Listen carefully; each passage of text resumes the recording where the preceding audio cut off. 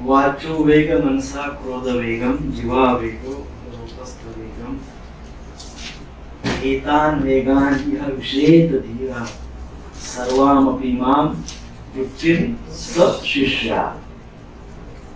वह धीर व्यक्ति जो वाणी के वेग को, मन की मांगों को, क्रोध की क्रिया को तथा जीव उदर एवं जन्मेंद्रियों के वेगों को सहन कर सकता है, वह सारे संसार में शिष्य बनाने के लिए योग्य है। ओम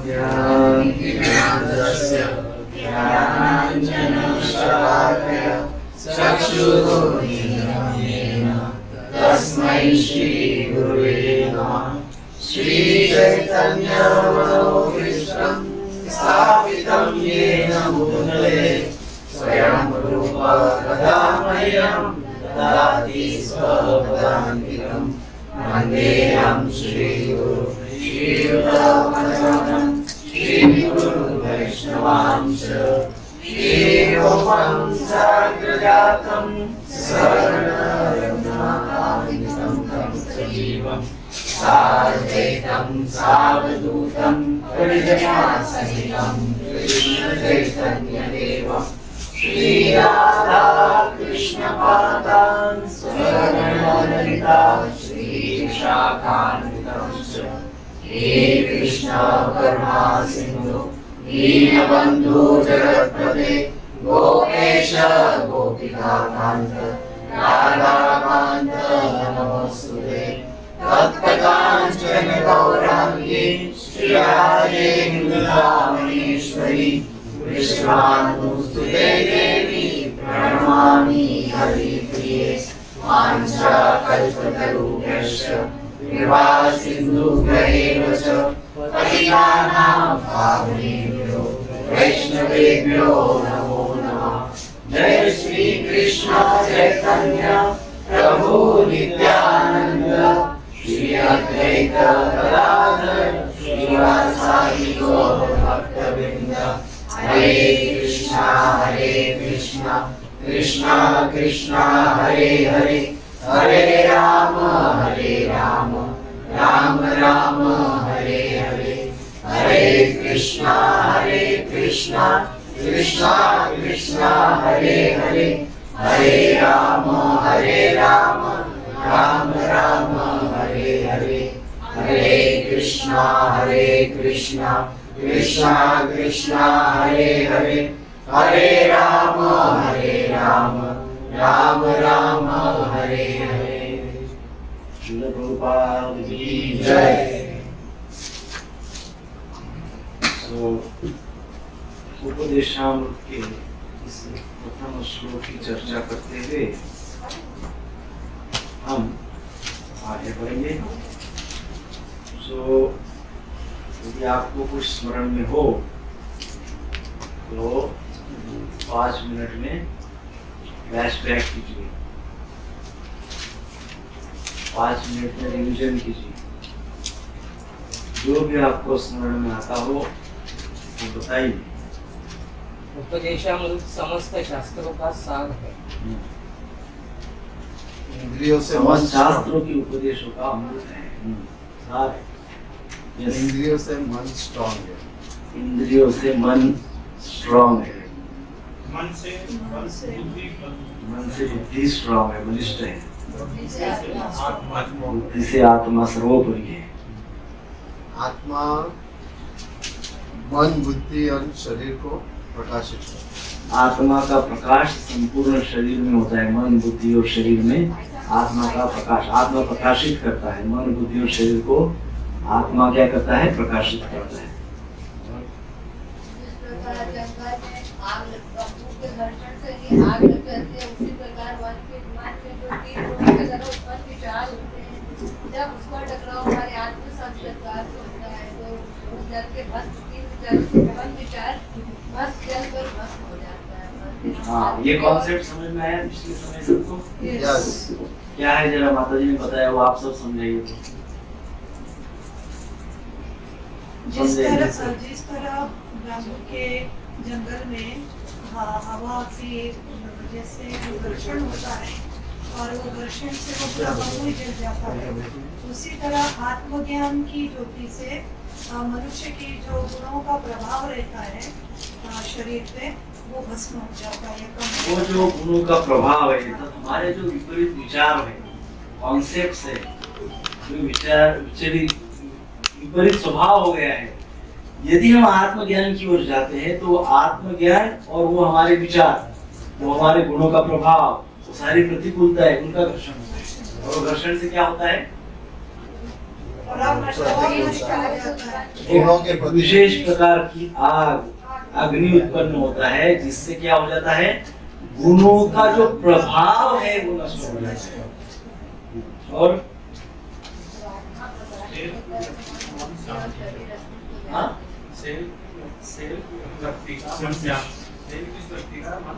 स्वार्थी हाँ, स्वार्थी व्यक्ति अशांत रहता है, हमेशा कुछ ना कुछ ढूंढते रहता है अपने लिए। उसको लगता है ये मेरे लिए सारा संसार है और मुझे हमेशा कुछ ना कुछ मिलते रहना चाहिए, क्योंकि संसार किसके लिए? मेरे लिए। स्वार्थी व्यक्ति का ये भाव ऐसे उधेड़ बुन में रहता है, ऑलवेज ढूंढते रहता है। नेक्स्ट, मन तीनों गुणों को एक्टिवेट करते हैं, सत्व और रजोगुण। और mind is a puppet, it's a puppet show. Yes, puppet show समझाइए कैसा है? पपेट शो में क्या क्या होता है? शरीर है, धागा है, और धागा जो है शरीर को नचाते रहता है। पपेट होती है, उसका धागा होता है, वो धागा किसके हाथ में होता है? नचाने वाली। एक कोई व्यक्ति होता है जो नचाने वाला, उसका पपेट शो करने वाला, उसके हाथ में धागा, हमको लगता है पपेट ही कर, लेकिन वो कंट्रोल होता है। तो ये एनालॉजी समझाइए। जैसे भगवत गीता में बताया गया है कि जैसे हमारा शरीर एक रथ की तरह है। हाँ। जो बैठा, हम जो बैठे हैं, जो मनुष्य हो और जो हमारे रथ को जो खींच रहा है, जो पांच घोड़े हमारी दुनिया है। हाँ, भगवत गीता का रथ। और जो लगाम है जो हमारा मन है। और भगवान जो बैठे हैं उनको देखने के लिए बुद्धि है, और जो अर्जुन है वो सारथी जो है वो भगवान है, बुद्धि है वो, और जो बैठा हुआ है वो अर्जुन है, वो मानव का है। और जो पूरा रथ शरीर, यदि पांचों घोड़े जो है अनियंत्रित हो गए, हम अपना लगाम न लगाए मन के द्वारा, तो अनियंत्रित घोड़े की तरफ भागेंगे और शरीर रथ टूट जाएगा। जिसको ये रथ समझ गया भगवत गीता का, उसको भगवत गीता समझ गई। भगवत गीता का रथ जिसको समझ गया, उसको भगवत गीता का इसेंस ऑफ भगवत गीता समझ गया।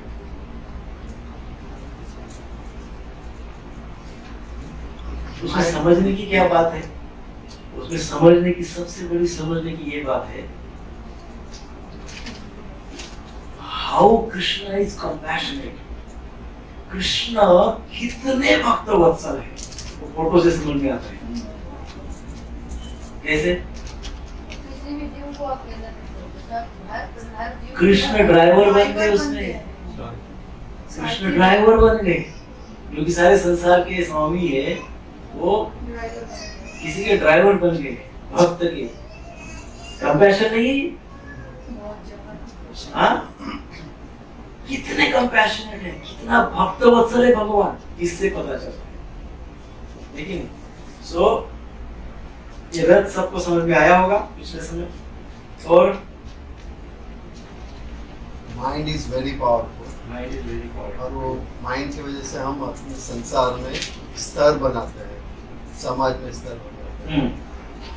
जिस गुणों के आधार पे विचार बनते हैं, मन बनता है, वैसे वैसे हमारे लाइफस्टाइल, लेवल ऑफ लाइफस्टाइल बनते जाता है। और इंद्रियों से बलशाली मन है और मन से बलशाली बुद्धि है। यस, और आत्म केंद्रित व्यक्ति ही इंद्रिय कंट्रोल कर सकता है। यस, आत्म केंद्रित जो है, आत्मज्ञानी जो है, वही मन को, शरीर को, इंद्रियों को नियंत्रित कर सकता है। और आत्मभाव में लाने के लिए तप करना। हाँ, मन को आत्मभाव में लाने के लिए तप करना है। यस, लव तपस्या आत्मभाव नहीं हो सकता है। और मन को कंट्रोल करने के लिए ईगो को कंट्रोल करना। वेरी गुड, ईगो सबसे भयंकर बात है। जिसका अहंकार नियंत्रित है, कंट्रोल है, व्यर्थ अहंकार नहीं है, उसको तुरंत आत्म साक्षात्कार होता है, सक्सेसफुल हो जाता है। और एक 5 अवगुण बताया था आपने। अवगुण को खत्म करने के लिए बताया था आपने। सेवा में लोगों को काम खत्म हो। यस और क्रोध कम करने के लिए भक्ति, यस और मोह खत्म करने के लिए साधु संत और हरिजन, यस और मोह के लिए इष्ट की सेवा, यस और मत के लिए कृष्ण के गुणों का कीर्तन। रिटर्न करो। यस हमें वेरी गुड selfish नहीं होना चाहिए। सॉल्यूशन। हाँ, हमें सेल्फिश नहीं होना चाहिए। सेल्फिश नहीं होना चाहिए। सिर्फ लेने से श्रद्धा कम हो जाती है। क्या है? सिर्फ आदमी लेते रहता हाँ, है। स्वार्थी व्यक्ति के पास श्रद्धा श्रद्धा, फेथ नहीं होता है। faith नहीं। और मन को हायर पेस नहीं अच्छा लगता, यस, मन को अच्छी बातें अच्छी नहीं अच्छी लगती। नहीं लगती। मन को ये मन का मूल स्वभाव है। मन को ऊपर चढ़ना अच्छा नहीं लगता। Yes. नीचे Yes. गिरना अच्छा लगता है। हायर लेवल ऑफ लाइफ अच्छा नहीं लगता, लोअर लेवल ऑफ लाइफ मजा है, एंजॉयमेंट। देश रूपी कवच से अपने मन को कवर करना चाहिए। हाँ, देश रूपी कवच से अपने हाँ। मन को कवर करना चाहिए। भगवत गीता कछुए जैसा होना अच्छी चाहिए। पेस। और अपनी इंद्रियां सर्फ के समान हो गई है। हाँ, हमको विशाल सपेरा बन के बीन बजानी पड़ी। बीन पे बीन होने की क्षमा मंदिर सुनानी पड़ी। इंद्रिया क्या है? विशाली सर्प के समान है। सब किसी के बस में नहीं आता है, लेकिन सपेरा बराबर बस में कर लेता है विशाली सर्प। तो विशाली इंद्रियों को बस में करना है तो भक्ति के सिवा कोई उपचार नहीं है। विदाउट भक्ति इंद्रिय नियंत्रण इम्पॉसिबल, इम्पॉसिबल। दुनिया के कितने भी उपचार करके देख लीजिए, इम्पॉसिबल। और इसका उपाय भगवान ही बताते हैं। 2 भगवद गीता 2.58 में हाँ, हमको कछुए के जैसा रहना है। जब भी हमको कोई धोखा दिखे हमें अपनी अपनी इंद्रियों को कवच में ले लेना इंस्ट्रक्शन याद कर लीजिए, उसमें सारे आध्यात्मिक उपदेश, गुरु परंपरा के उपदेश है ना, उन सबको स्मरण करना चाहिए और तुरंत अपने इंद्रियों को वो उपदेशों के कवच में डाल देना चाहिए, है ना। जैसे कई बार हमको कब ये आ जाता है, ऐसे लगता है कि गलत है, ऐसा ऐसा ऐसा, तो हम तुरंत सोचते हैं कि अरे इस समय इस सिचुएशन में प्रभुपाद होते तो वो क्या करते थे, ऐसे सोचना चाहिए। चैलेंजिंग सिचुएशन है तो सोचना चाहिए प्रभुपाद यदि मेरी जगह होते तो क्या करते, ऐसे सोचना चाहिए। और शास्त्र, गुरु और हरिनाम ये कवच है। यस, मन की तपस्या 5 है।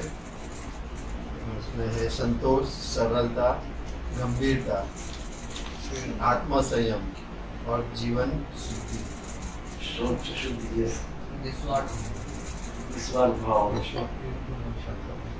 और वैष्णव अपराध से मन अशुद्ध हो जाता है। वैष्णव अपराध से प्रगति नहीं होती है। व्यक्ति को लगता है कि अरे मैं वही की वही कैसे हूँ, सोचना चाहिए कुछ अपराध तो नहीं करना है किसी के प्रति। जिसको कि मनस्थिति को समझने का प्रयास करना चाहिए, शुद्ध भाव। मेंटल कंडीशन समझनी चाहिए मुझे। और The person whose mind is mild will create a havoc. The person whose mind is mild will create a havoc. Mind creates havoc sometimes. कब कब क्रिएट करता है वो अभी समझेंगे हम आज के विषय में ज्यादा अच्छे से। और स्टॉप क्रिटिसाइजिंग, हाँ, stop criticising, stop criticising, criticise नहीं करते रहना चाहिए। हमें दूसरों पे अटेंशन नहीं देना चाहिए, अपने आप पे अटेंशन। यस, दूसरों की सेवा करनी चाहिए और स्वयं का स्वाध्याय करना चाहिए, सेल्फ एनालिसिस करना चाहिए और दूसरों की केवल सेवा करनी चाहिए। करना है तो बाकी दूसरा कुछ नहीं करना चाहिए। और हाँ, ठीक है, बहुत बहुत धन्यवाद। We'll start today with वाचो वेग मनसा वेग। मन का वेग, वाचा का वेग हमने देख लिया है। तीसरा है क्रोध। क्या है?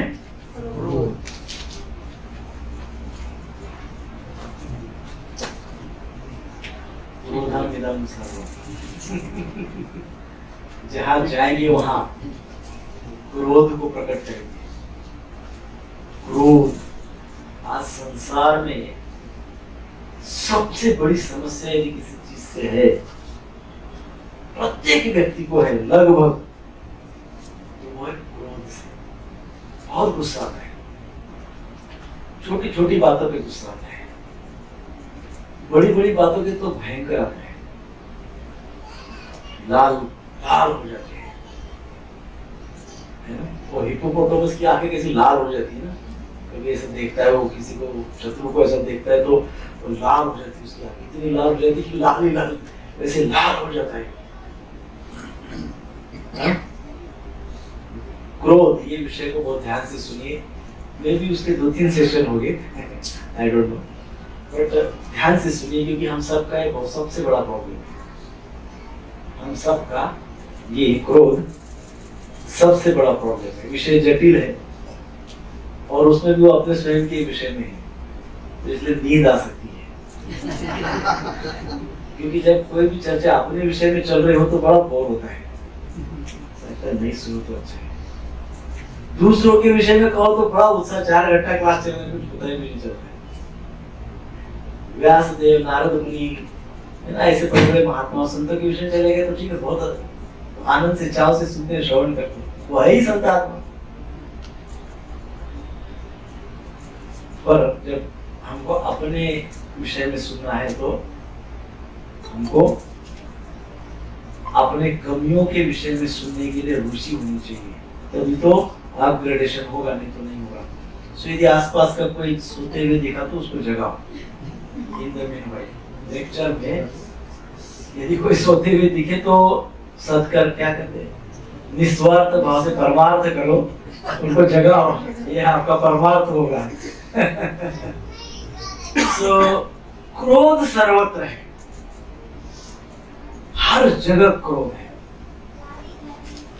पति पत्नी पे क्रोध करता है, पत्नी पति पे क्रोध करती है, पिता अपने संतान पे क्रोध करते हैं, संतान अपने पिता पे क्रोध करते हैं।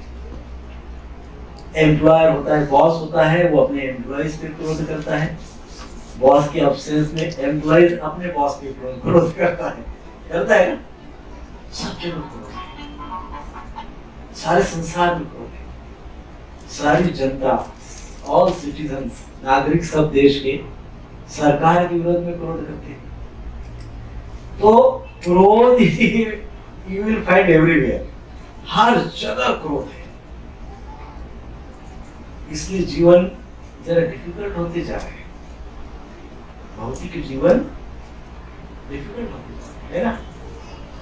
क्रोध, प्रेम का कमी होने के कारण क्रोध बहुत ज्यादा है। बच्चों को शांत करिए। तो आप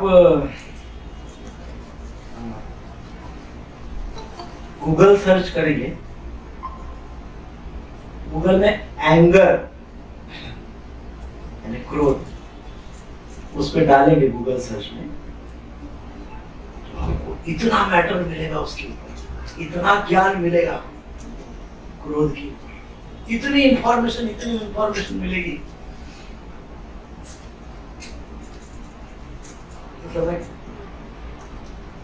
कोई हार्ड डिस्क होगी ना बड़ी साइज की, 1 GB 1 GB वगैरह की, वो भर जाएगी।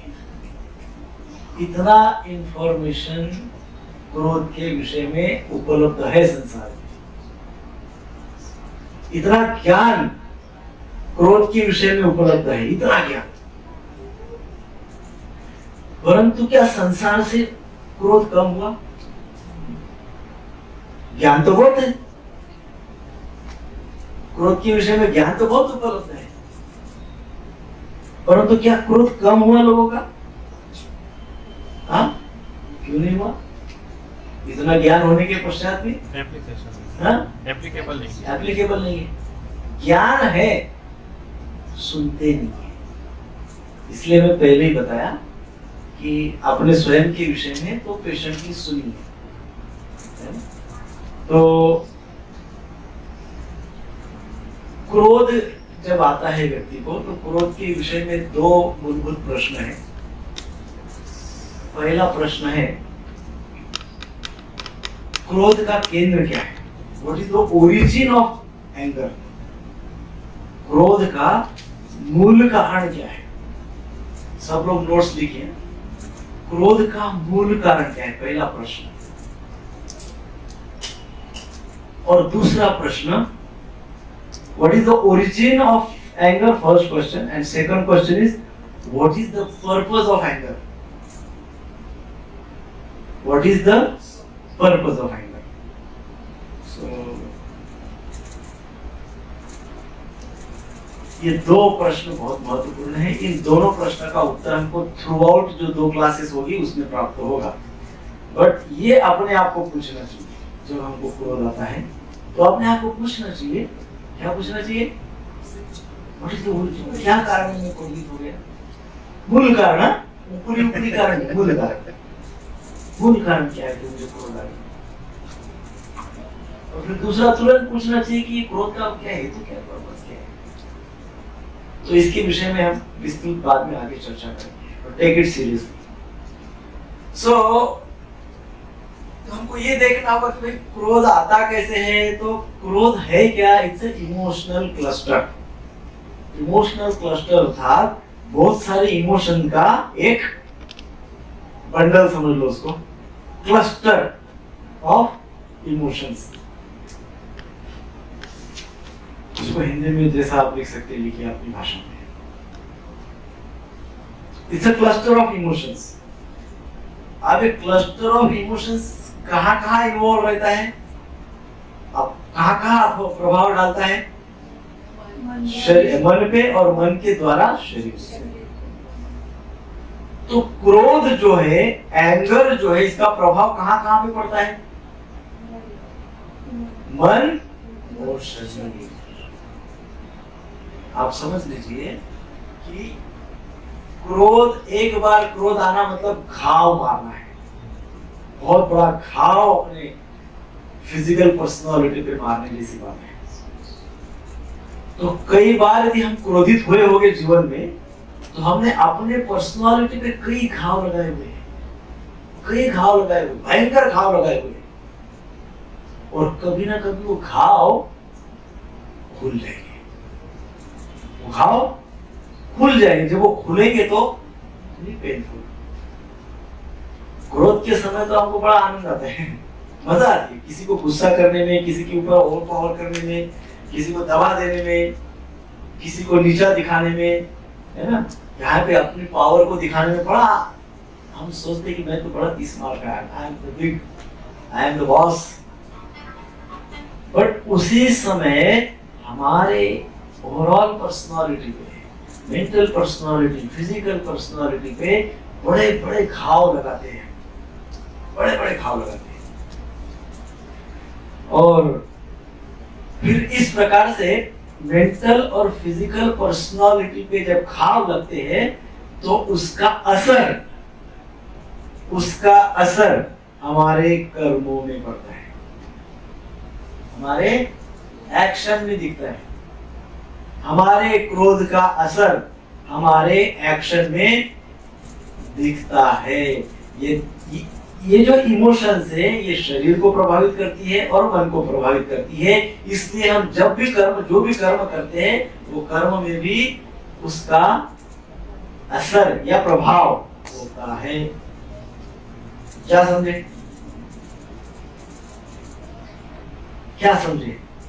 क्रोध है उसको, यानी हम उसको दिखाते हैं, यानी क्रोध से हम किसी को दबा देते हैं या कुछ झगड़ा करके छीनने का कोशिश करते हैं, हमारे स्वार्थ करते हैं। हाँ, फिर अनलिमिटेड डिजायर जो होती है वो फुलफिल नहीं होती है तो भी क्रोध आता है।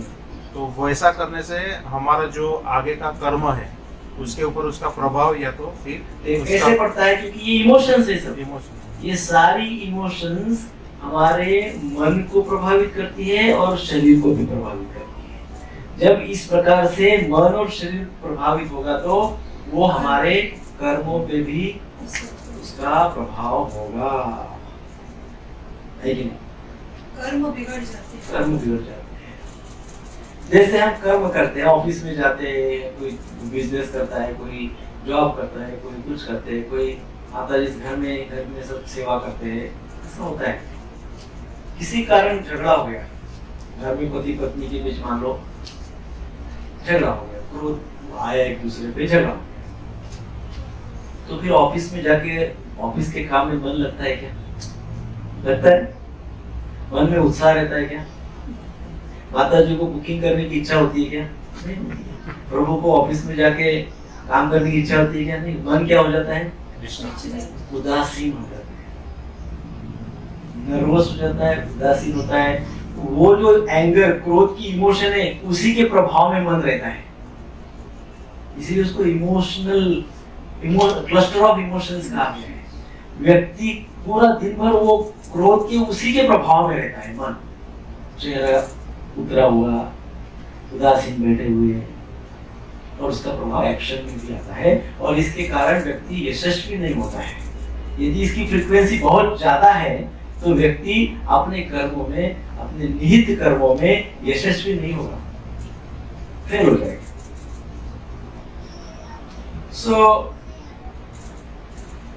ये इसको हम अच्छे से पहले समझेंगे, और इस बात को भी हम समझेंगे कि तो क्या क्रोध आना ही नहीं चाहिए? आपके मन में तुरंत ये प्रश्न तो आया होगा। नॉर्मली जो बहुत ही हमेशा क्रोधित रहते हैं या फ्रीक्वेंटली एंग्री हो जाते हैं, उनके मन में तो ये तुरंत प्रश्न आया होगा कि क्या फिर क्रोध ही नहीं करे? है ना? आज संसार में सबसे बड़ी समस्या है अपने बच्चों को पेरेंटिंग, जो आज ये जनरेशन सुनती ही नहीं है, बार बार क्रोध आता है। तो प्रश्न मन में आएगा कि क्या फिर बच्चों पे क्रोध ही ना करे? है ना? क्या कुछ गलत कर रहा है तो उसके ऊपर क्रोधित ही ना हो? आया ना मन में प्रश्न? नहीं आया? आया ना? इसका उत्तर हम नेक्स्ट समझेंगे आगे के क्लासेस में। तो एक इस प्रकार से भी क्रोध होता है कि जो क्रिएटिव होता है, जो अपग्रेडिंग होता है, जो प्रगति के मार्ग पे ले जाता है, ऐसा क्रोध का एक प्रकार है। परंतु वो कैसा होता है वो क्रोध, उसमें बिहेवियर कैसे होती है, उसमें मेंटल स्टेट कैसी होती है, उसकी चर्चा हम नेक्स्ट क्लास में करेंगे। आज हम ये समझने का प्रयास करेंगे कि ये इमोशनल आउटब्रेक है या it's a cluster of emotions, और ये इमोशंस मन और शरीर को प्रभावित करती है। इसके कारण एक्शन प्रभावित होती है, और इसके कारण हम सक्सेस से दूर दूर चले जाते रहते हैं। अब हम ये देखते हैं, हमने पूर्व में देखा है स्पीच, वाचा, मनसा और क्रोध, ये तीन चीजें, वाचो वेग मनसा क्रोध वेगम, ये तीनों बातें जो बताई गई है ये सटल है, सूक्ष्म है। वाचा यानी शब्द, शब्द दिखते हैं, हम बोलते दिख रहा है, शब्द दिखते नहीं है। वाचा, वाचा यानी वाणी, वाणी यानी शब्द, सटल है। मन दिखता है नहीं, सटल है। क्रोध, क्रोध कैसा है? आपका क्रोध कैसा है? दिखता है नहीं। क्रोध चेहरे पे दिखता है, लेकिन वो क्रोध इटसेल्फ जो है उसका शेप एंड साइज नहीं दिखता है वो कैसा है। तो ये तीनों बड़े घातक है ना? तो इसमें से भी मन का एक लक्षण जो क्रोध है वो और बहुत ज्यादा घातक है, बहुत भयंकर है।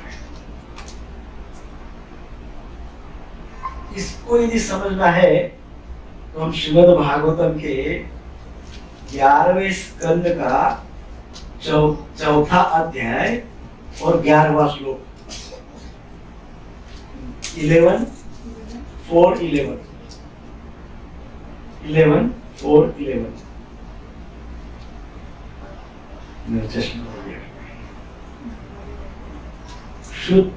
श्रुत त्रित्रकार गुणमारुत जैव शैष्णा नस्मान पार जलधिन तितिर्य केचिन् क्रोधस्य यान्ति विफलस्य वशं पदेगो वर्जन्ति दुश्चर तपश्च वृथो सुजन्ति।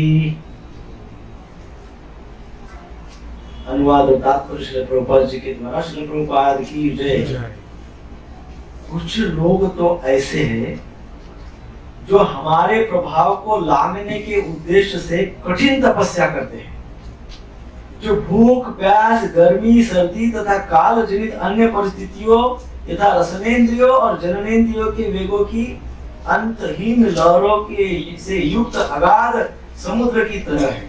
इस तरह कठिन तपस्या के द्वारा इंद्रिय तृप्ति के इस समुद्र को पार कर लेने पर भी ऐसे व्यक्ति व्यर्थ के क्रोध के वशीभूत होने पर मूर्खता से गोखुर में डूब जाते हैं। इस तरह वे अपनी कठिन तपस्या के लाभ को व्यर्थ गवा बैठते हैं। बहुत सुंदर वर्णन है श्रीमद् भागवतम में। नर नारायण ऋषि बद्रिकाश्रम में तपस्या करते हैं, बहुत तपस्या करते हैं, तपस्वी जीवन ही वो अपनाते हैं, सुंदर तरीके से तपस्या करते हैं। साक्षात भगवान ही तो है, बहुत अच्छे से तपस्या करते हैं। उनकी तपस्या के कारण इंद्रदेव को क्या होता है? एज यूजुअल इंद्रदेव को थोड़ी ईर्ष्या, थोड़ा भय उत्पन्न होता है। उनको ऐसे लगता है कि यदि ये नर नारायण ऋषि इस प्रकार से तपस्या करते रहेंगे और उनके तप में यदि वो यशस्वी हो जाएंगे तो एक दिन वे इंद्र बन जाएंगे, मेरी पोस्ट चली जाएगी, है ना? ये सोचते हैं और इसलिए वो एक प्रकार से षड्यंत्र रचाते हैं और सारे देवी देवताओं को, विशेषकर कामदेव को इंद्रदेव आमंत्रित करते हैं। उनके साथ उनके सारे परिकर, सारे क्या कहते हैं, स्वर्ग की अप्सराएं और सबको आमंत्रित करते हैं, सारे देवी देवताओं। और नर नारायण ऋषि की तपस्या को भंग करने के लिए उनको प्रोत्साहित करते हैं।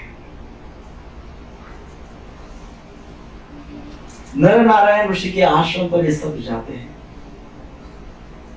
सारे देवी देवता अप्सराएं, उनको प्रभावित करने के लिए, उनकी तपस्या को भंग करने के लिए। देवी देवताओं को, इंद्रदेव को बहुत अपने देवत्व पे उस समय गर्व हुआ, अपने देवत्व पे गर्व हुआ, अपने पावर पे गर्व हुआ, अपने भक्ति पे गर्व हुआ, अपनी सेवा पे गर्व हुआ,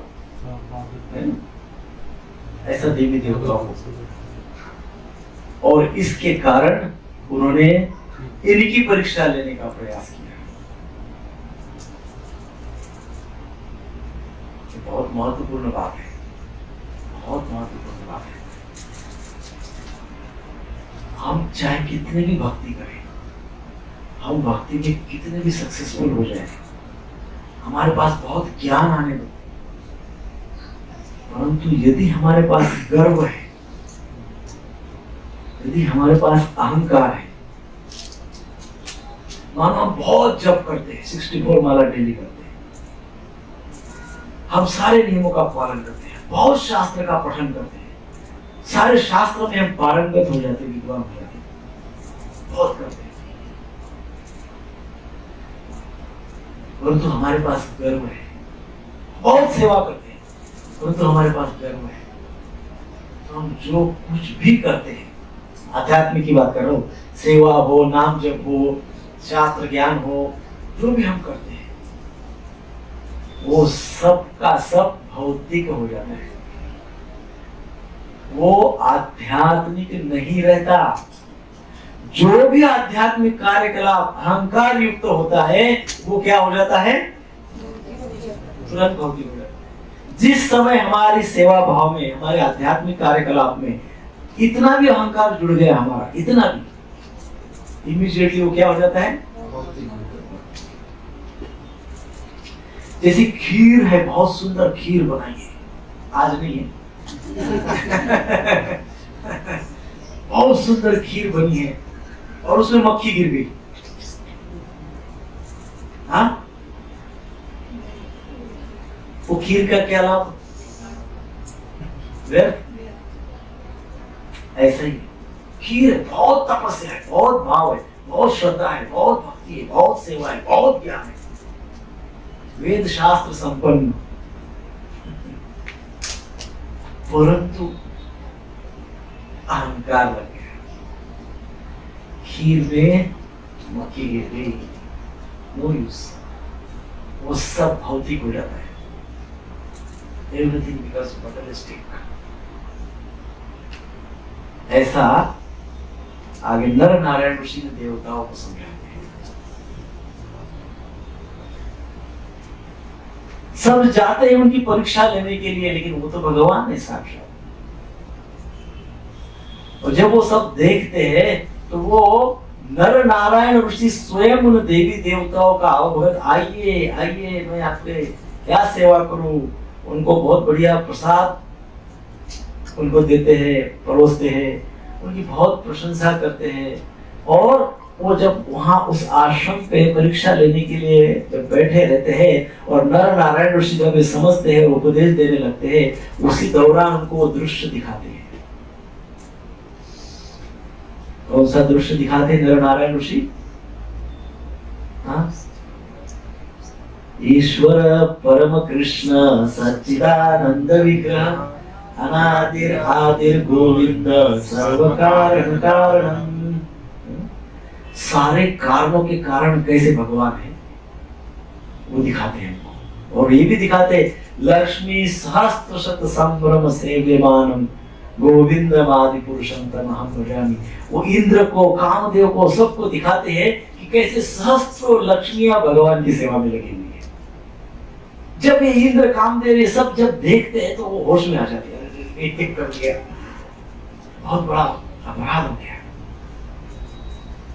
बहुत बड़ा अपराध हो गया।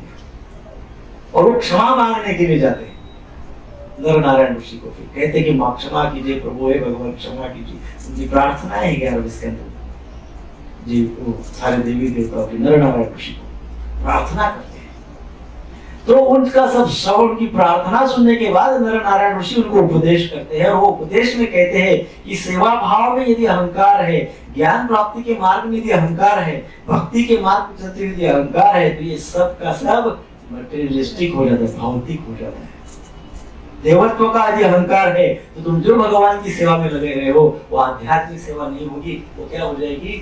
भौतिक सेवा होगी। और उसी के परिप्रेक्ष्य में आगे बोलते हुए 11वें श्लोक में वो क्या कहते हैं? 11वें श्लोक में कहते हैं क्षुत त्रुट त्रिकाल गुण, अर्थात क्षुत अर्थात भूख, त्रुट अर्थात प्यास, त्रिकाल गुण अर्थात काल की तीनों अवस्था, त्रिकाल की अभिव्यक्ति, तीनों काल की, पास्ट प्रेजेंट एंड फ्यूचर, तीनों काल की अभिव्यक्ति कहो या उसको तीनों ऋतुओं की अभिव्यक्ति कहो, सर्दी गर्मी और बारिश। तो सर्दी गर्मी और वर्षा ये तीनों ऋतुओं की अभिव्यक्ति कहो। और हवा, फिर कहा गया जैव अर्थात जीव, फिर उपस्थ। तो वो ये कहते हैं कि व्यक्ति इन सब पे विजय पा सकता है तपस्या के द्वारा। इसको वो इस श्लोक में कहते हैं इट्स लाइक अ समुद्र। क्या क्या? भूख की वेव, एक बहुत ह्यूज सागर है, महासागर है। इस महासागर पे ऐसी वेव, लहरें उठ रही है। पहली वेव क्या है? भूख। भौतिक संसार रूपी महासागर की पहली वेव क्या है? भूख। भूख से व्यक्ति पागल हो जाता है ना? दिन भर खाने को न मिले और शाम को आप घर पे पहुंचे और घर पे कुछ प्रसाद ही नहीं बनाया हुआ, और फिर बना तो आपके पसंद का ही नहीं है, क्या होगा? भूकंप का अनुभव होगा। आस पड़ोस वालों को, आजू बाजू वालों को भूकंप का अनुभव, घर में कुछ हो गया भूकंप। इसलिए यहाँ पे 11th स्कैंटो में कहा गया, नर नारायण ऋषि कहते हैं, मेरी बातें नहीं इसलिए मैं श्लोक कोट कर रहा हूँ, साक्षात भगवान देवी देवताओं को समझा रहे हैं कि भूख ये इतना भयंकर तूफान है। प्यास, दूसरा वेव क्या है? दूसरी लहर क्या है समुद्र की? प्यास। यदि प्यास नहीं है, प्यास लगी है, पानी नहीं है, क्या करेंगे? छटपटाएंगे, कुछ भी करेंगे। परंतु ये प्यास रूपी लहर के ऊपर भी कोई लोग विजय प्राप्त कर लेते हैं, भूख रूपी लहर के ऊपर भी कोई लोग विजय प्राप्त कर लेते हैं। फिर तीसरा क्या कहा गया है? त्रिकाल गुण, अर्थात तीन काल गर्मी सर्दी वर्षा, तीनों ऋतुओं की जो कंडीशन है उसके ऊपर भी विजय प्राप्त कर लेते हैं। हवा, उसके ऊपर भी विजय प्राप्त कर लेते हैं, प्राणायाम करते हैं। चौथा कहा गया है जैव अर्थात जीव का वेग। यहाँ पे भागवत में कहा है जैव, जीव के वेग को भी कंट्रोल कर लेते हैं, उदर और उपस्थ के वेग को भी कंट्रोल कर लेते हैं, पेट के वेग को भी कंट्रोल कर लेते हैं,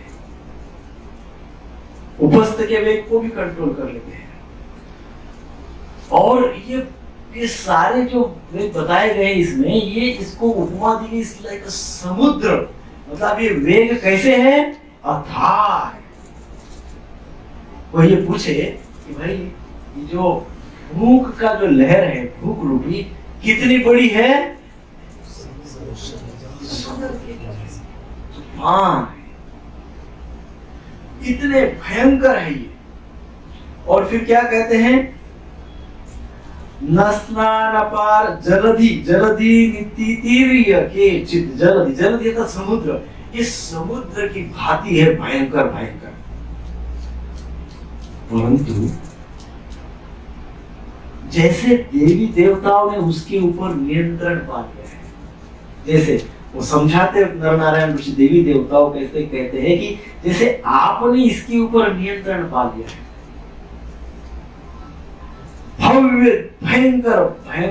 भव्य ऐसे समुद्र पे नियंत्रण पा लिया है तपस्या के द्वारा। किसके द्वारा? तपस्या करके इन भयंकर समुद्र लहरों, समुद्र के लहरों पे आपने क्या किया? वो हो सकता है और नियंत्रण कर सकते हैं। परंतु वे क्या कहते हैं? क्रोधस्य यान्ति विफलस्य वशं पदेगो। परंतु क्रोध ये ऐसा अवगुण है कि उससे क्या होता है? क्रोधस्य यान्ति विफलस्य, परंतु क्रोध रूपी इस लहर को नियंत्रित करने में विफल हो जाते हैं। तपस्या के द्वारा भूख, प्यास, जीवा, उदर, उपस्थ, इन सब को नियंत्रित कर सकते हो। ये बड़ा भयंकर है, फिर भी उसको नियंत्रित कर सकता है कोई भी। समुद्र होने पर भी उसको नियंत्रित कर सकता है, परंतु क्रोध रूपी गोपद में डूब मरता है। गोपद अर्थात क्या? गोखुर देखा आपने? गोखुर, गाय का खुर। गाय का खुर जब चलते हैं तो कीचड़ में ऐसा उसका दब जाता है और उसका वो खड्डा बनता है। कितना होता है? इतना होगा, इससे ज्यादा तो नहीं होगा। तो नर नारायण ऋषि कह रहे हैं वाचो, मन और जीवा और उदर उपस्थ समुद्र जैसा है, उसको तो नियंत्रित कर लेते तप में, तप से, परंतु ये गोक्षुर की इतना जो खड्डा है क्रोध रूपी, इसमें डूब कर मरते हैं। आप समझ रहे हैं? समुद्र को नियंत्रित करना संभव है, परंतु इतने से डबके में जाके व्यक्ति मर जाता है। समुद्र से बच के निकल के बाहर आ जाता है, समुद्र के तूफान से बच के बाहर आ जाता है, परंतु इतने से खड्डे में गोपद इतने से खड्डे में जाके डूब जाता है, उससे बचता नहीं है। और वो इतना खड्डा क्या है? क्रोध। है कि नहीं? क्रोध है। हरे कृष्णा कृष्णा कृष्णा कृष्णा हरे हरे, हरे राम राम राम हरे। बहुत सुंदर बात है, बहुत ध्यान से सुनिए। क्या बोला मैं अभी रिविजन करते हैं। क्या बताया? नर नारायण ऋषि ने क्या बताया देवी देवताओं को? ईश्वर परम भूख, प्यास और उधर के वेगों को भी जो समुद्र के समान होते हुए भी पार कर सकता है आदमी या देवता, लेकिन क्रोध रूपी वो खुर में डूब के मर जाते हैं, उसको नहीं होता, उसको पार नहीं कर सकता। इधर खामियों को पार कर सकता है, समुद्र जैसे डिफिकल्टीज को पार कर सकता है, परंतु क्रोध रूपी वो क्या बोलते हैं, डबका पॉन्ड को क्या कहते हैं हिंदी में? मराठी में कहते हैं, हिंदी में पॉन्ड को क्या कहते हैं? तालाब नहीं, तालाब नहीं, ऐसा चले है खड्डा है उसमें पानी भर गया, क्या बोलते हैं उसको? आप समझ गए एक बात, समझ खड्डा तो छोटा खड्डा। तो समुद्र को पार कर सकते हैं, लेकिन क्रोध रूपी डबके को पार नहीं कर सकते। तपस्या के द्वारा व्यक्ति ये सब कर सकता है, परंतु क्रोध को पार नहीं कर सकता। तो प्रभुपाद जी तात्पर्य में बहुत सुंदर बात कहते हैं। प्रभुपाद जी तात्पर्य में कहते हैं कि यदि तपस्या भौतिक हो, आप अंदर से हृदय से अंतःकरण से तपस्या नहीं कर रहे हो, ऊपरी तपस्या कर रहे हो किसी को इम्प्रेस करने के लिए, या अपने पोजीशन के लिए, या अपना अहंकार दिखाने के लिए, या टाइम पास के लिए, तो कुछ भी नहीं। यदि इसके लिए तपस्या कर रहे हो तो भौतिक तपस्या है, वो तपस्या से हमारा हृदय कभी शुद्ध नहीं होगा। भौतिक तपस्या कभी भी हृदय को शुद्ध नहीं कर सकती। हिरण्यकश्यप ने 60,000 वर्षों तक तपस्या की। कितने वर्षों तक? हुआ क्या?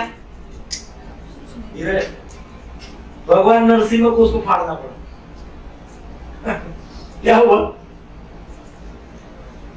क्योंकि इतने तपस्या करने पर भी हृदय शुद्ध नहीं हुआ। 60,000 वर्षों की तपस्या करने पर भी हृदय शुद्ध नहीं हुआ। रावण ब्रह्म राक्षस है, ब्राह्मण का राक्षस बना हुआ है, प्रकांड पंडित है, वेदों का ज्ञाता है, वेद शास्त्र संपन्न है। अंतिम समय पे धराशायी जब हुआ, भगवान राम कहते हैं लक्ष्मण को, जाओ उस रावण से उपदेश लो, इतना ज्ञानी है, इतना तपस्वी है। हुआ क्या?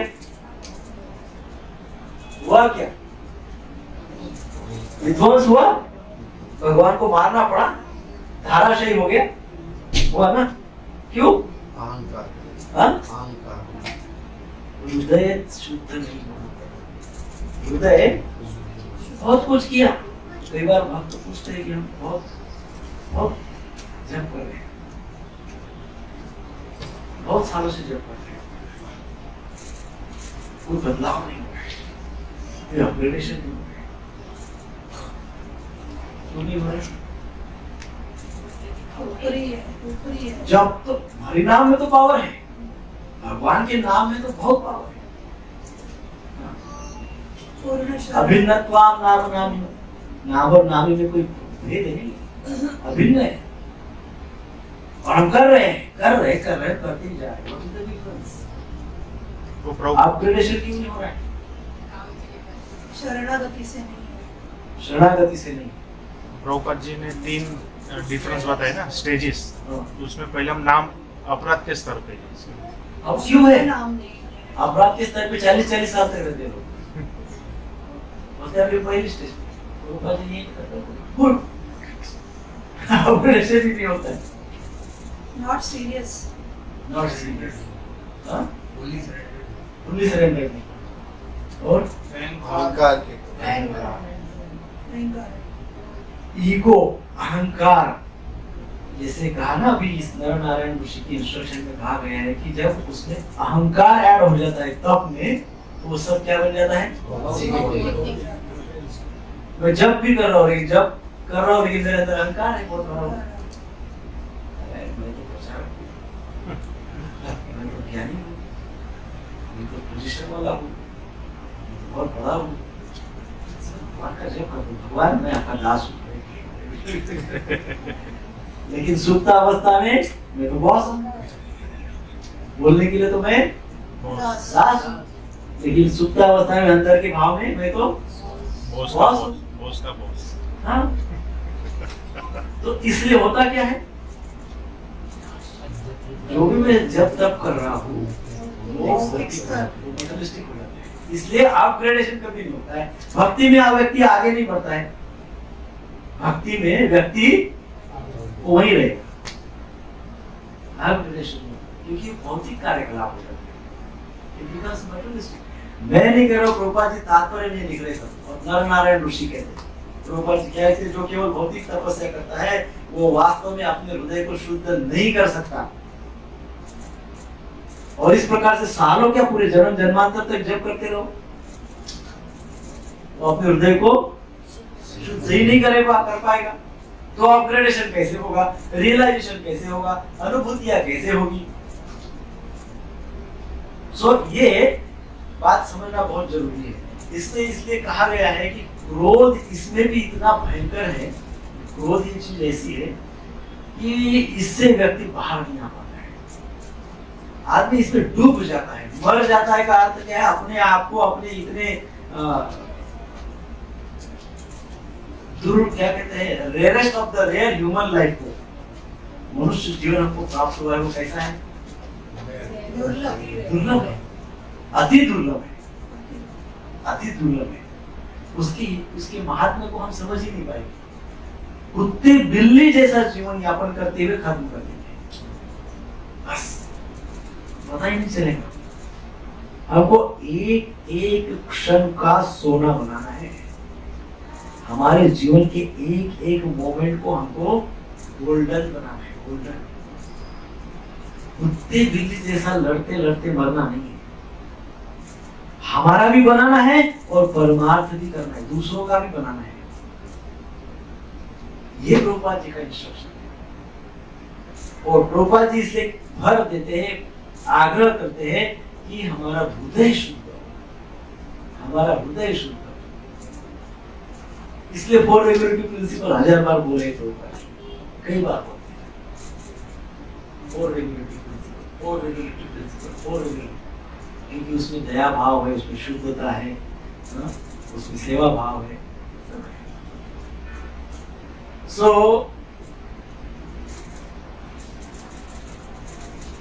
यदि भगवान के प्रति हम सेवा भाव रखते हैं तो उसको हृदय शुद्ध करके ही सेवा करनी चाहिए। भौतिक संकल्प से भले ही वह इंद्रिय के कार्यकलापों को सीमित कर ले, किंतु वो उसका हृदय भौतिक इच्छाओं से पूर्ण रहता है। जब इस प्रकार से हृदय अशुद्ध रहता है, हृदय को हम शुद्ध ही नहीं कर पाते हैं, अशुद्ध ही रहता है, तो उसका परिणाम क्या होता है? प्रभुपाद जी कह रहे हैं, नर नारायण ऋषि कह रहे हैं, तप के द्वारा हृदय शुद्ध नहीं हो पाता है, भौतिक तप के द्वारा हृदय शुद्ध नहीं हो पाता है। जब हृदय शुद्ध नहीं रहता है और तो वो भौतिक इच्छाओं से भरा पड़ा रहता है, जब भौतिक इच्छाओं से भरा पड़ा रहता है तो इसका परिणाम क्या होता है? क्रोध, एंगर। सबको क्रोध आता है बार बार, तो इसका मतलब क्या करना है? हमारा हृदय, और फिर हम जो भी कुछ कर रहे हैं, भी हम 64 माला कर रहे हैं, कुछ भी कर रहे हैं, वो अभी स्पिरिचुअल लेवल पे नहीं कर रहे, अभी स्पिरिचुअल लेवल पे नहीं कर रहे, भौतिक लेवल पे कर रहे। भागवत में कह रहे हैं सुनना चाहिए, उपदेशों को बहुत सिंसियरली सुनना चाहिए, बहुत सीरियसली सुनना चाहिए। जीवन में बहुत बदलाव होता है, बहुत बदल पड़ता है। उपदेशों को सिंसियरली जो सुनता है उसके जीवन में बड़ा ट्रांसफॉर्मेशन आता है। एक गोबर का कीड़ा था और उसकी मित्रता हो गई मधुमक्खी के साथ, फ्रेंडशिप हो गई। वो गोबर के कीड़े को परंतु गोबर में पड़े रहना अच्छा लगता है। मधुमक्खी तरह तरह के फूलों पे जाके अनेकों प्रकार के मध को एकत्रित करके उसका आस्वादन लेती थी, बड़े सुंदर प्रकार का जीवन जीती थी और आनंद में जीवन था। इसलिए भगवान की बहुत कृपा है ऐसा समझती थी और भगवान का गुणगान करती रहती थी, हरे कृष्ण मंत्र का उच्चारण करती रहती थी, गायन कीर्तन करती थी, हरे कृष्णा कृष्णा कृष्णा हरे हरे, हरे राम राम राम हरे हरे।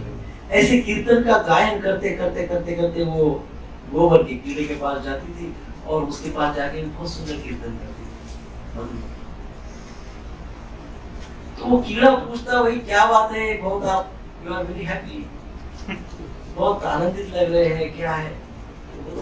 तो भगवान की कृपा है, अमृत मिलता है। भगवान ने जो बनाया है उसका अमृत मिलता है, तो भगवान की कृपा है। तो इसलिए भगवान का गुणगान कर रही है और भगवान का गुणगान करने में आनंद ही आते। तो उसको भी प्रीचिंग करती थी। आप जैसे इस्कॉन वाले भक्तों की आदत होती है ना, कोई देखा तो तुरंत चांस मिला कि प्रीचिंग शुरू होता है ना। तो मधुमक्खी को चांस मिल गया गोबर के कीड़े को प्रीचिंग करने का, तो बोलने लगी, अरे तू क्या गोबर में पड़ा हुआ है, कब तक ये गोबर का जीवन जिएगा, क्यों ये सब करते हो, मैं तुमको बहुत अच्छा मार्ग दिखाती हूँ, चलो।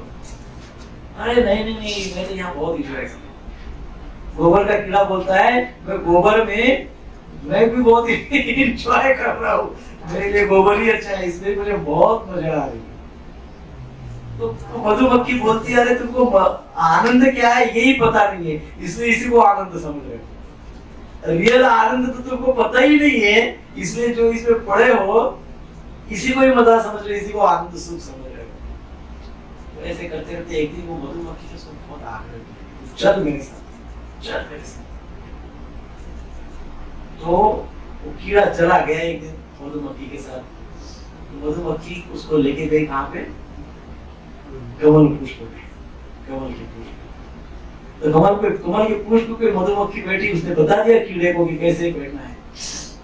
वो बैठा और उसने मध शुरू किया, मध का आस्वादन लेना शुरू किया। मध का आस्वादन ले रहा है, उसको तो बड़ा आनंद आने लग गया।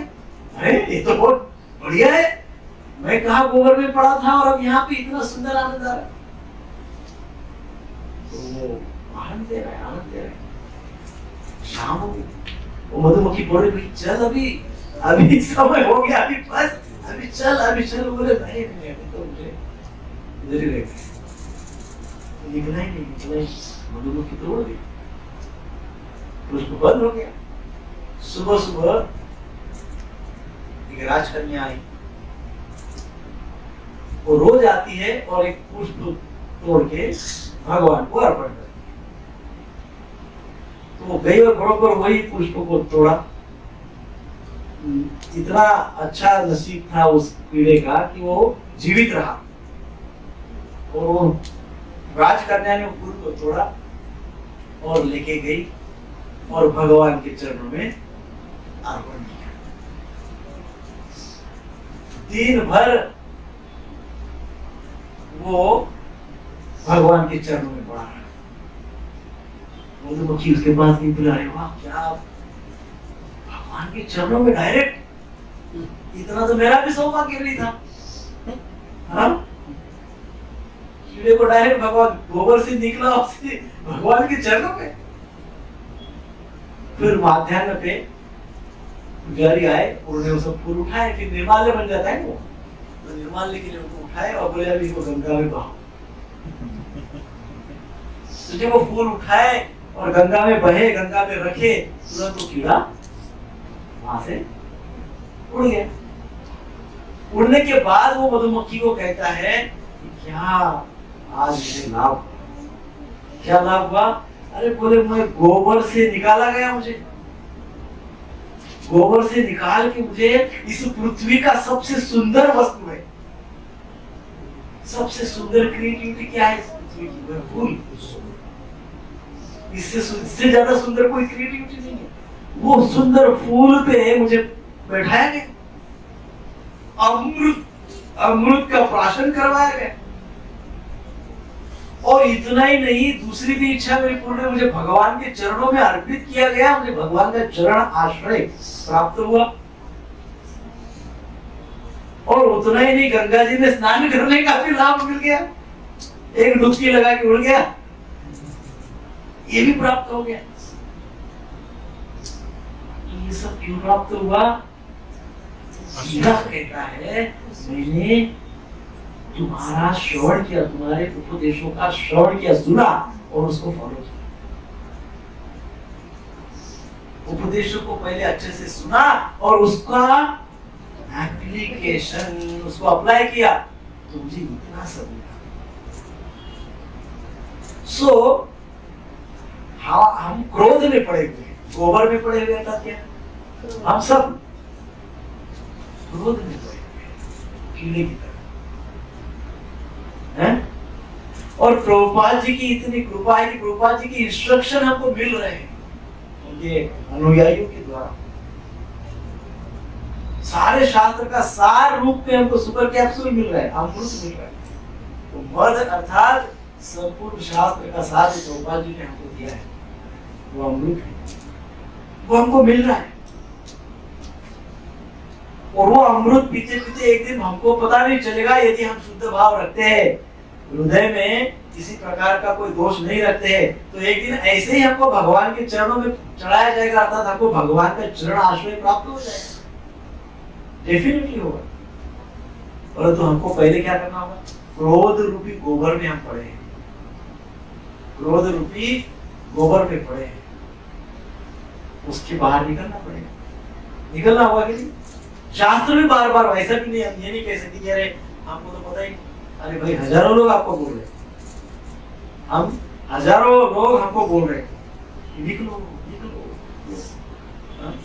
हरे नाम हरे नाम हरे नाम, नहीं वो केवलम करो नास्ते वो गति रहने था। कितनी बार सुना, कितने लोगों से सुना, बोल रहे हैं, फिर भी हम क्रोध रूपी गोबर पे पड़े। हमको उसके बाद निकलना है, निकलेंगे तो हमको सब कुछ प्राप्त होगा, हमारा हृदय शुद्ध हो जाएगा। तो इस प्रकार से क्रोध के चंगुल में नहीं फंसते, क्रोध के चंगुल में नहीं फंसते। क्रोध को वायरस कहते हैं। वायरस जैसे कंप्यूटर का वायरस होता है, तो वो किसको खराब करता है? हार्डवेयर, कंप्यूटर को, हार्डवेयर, सॉफ्टवेयर सब खराब करता है। यदि हमारे माइंड का वायरस है तो हमारे माइंड को वायरस ऑफ माइंड, हमारा माइंड जो है ना इतना बिगड़ जाएगा कि कभी अच्छा सोच ही नहीं सकता। It's a virus of mind, वो हमको डिस्ट्रॉय करके ही छोड़ेगा, हमको खत्म करके ही छोड़ेगा वायरस, क्योंकि हमने एंटीवायरस डाला ही नहीं, डालना भी नहीं चाहते। एंटीवायरस अर्थात जो सदाचार है, जो इंस्ट्रक्शंस है, जो परिणाम है, जो वेद है, हृदय का शुद्धिकरण है, ये एंटीवायरस है। शुद्ध भाव से, शुद्ध आचरण से जप करना सुपर एंटीवायरस है। शुद्ध भाव के नीचे 5-6 बार लाइन मारी, अंडरलाइन। शुद्ध भाव, किसी के भी प्रति द्वेष न करके हरिनाम जप करना है, that is the most powerful antivirus. ये क्रोध रूपी जो वायरस है ना, इसको ऐसे ही शांत किया जा सकता है। मैं टेक्निकली कैसे शांत किया जा सकता है, मटेरियली कैसे क्रोध को नियंत्रित किया जा सकता है ना, डेली रोज के जीवन में, भौतिक जीवन में क्रोध को कैसे कंट्रोल किया जा सकता है, इसका एक सेपरेट क्लास होगा, सो हम उसके ऊपर चर्चा करेंगे। सो वायरस का स्वभाव होता है वो अपने ही सिस्टम को डिस्ट्रॉय कर देता है, खत्म कर देता है, खराब कर देता है। सो यदि आपके कंप्यूटर में वायरस गया, आपका रोज का काम उसमें चल रहा है और उसमें वायरस चला गया, तो उसको निकालने के लिए कितना टाइम लगता है?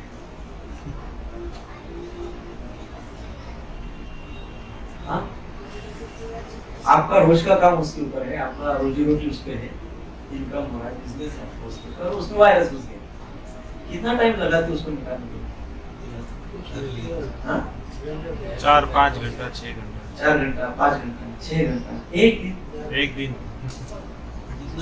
में वो आया नहीं, ऑपरेटर आया नहीं, सॉफ्टवेयर वाला आया नहीं, तो 10 जगह घूमेंगे। रोजी दूसरा ये है कि वो समझता भी नहीं है वायरस घुसेगी नहीं। नहीं, वो सब सिस्टम बल पड़ता है समझो वायरस से, तो समझ में आ जाता है कि वायरस है। तो समझने में भी 1-2 दिन, जैसे हमारे दिमाग में भी वो घुस जाता है वायरस, तो समझता है कि मेरे को क्रोध आया कि नहीं, हमको नहीं, खुद में लेकिन नहीं आपको पता तो अभी चलता है। 4-5 साल हो गए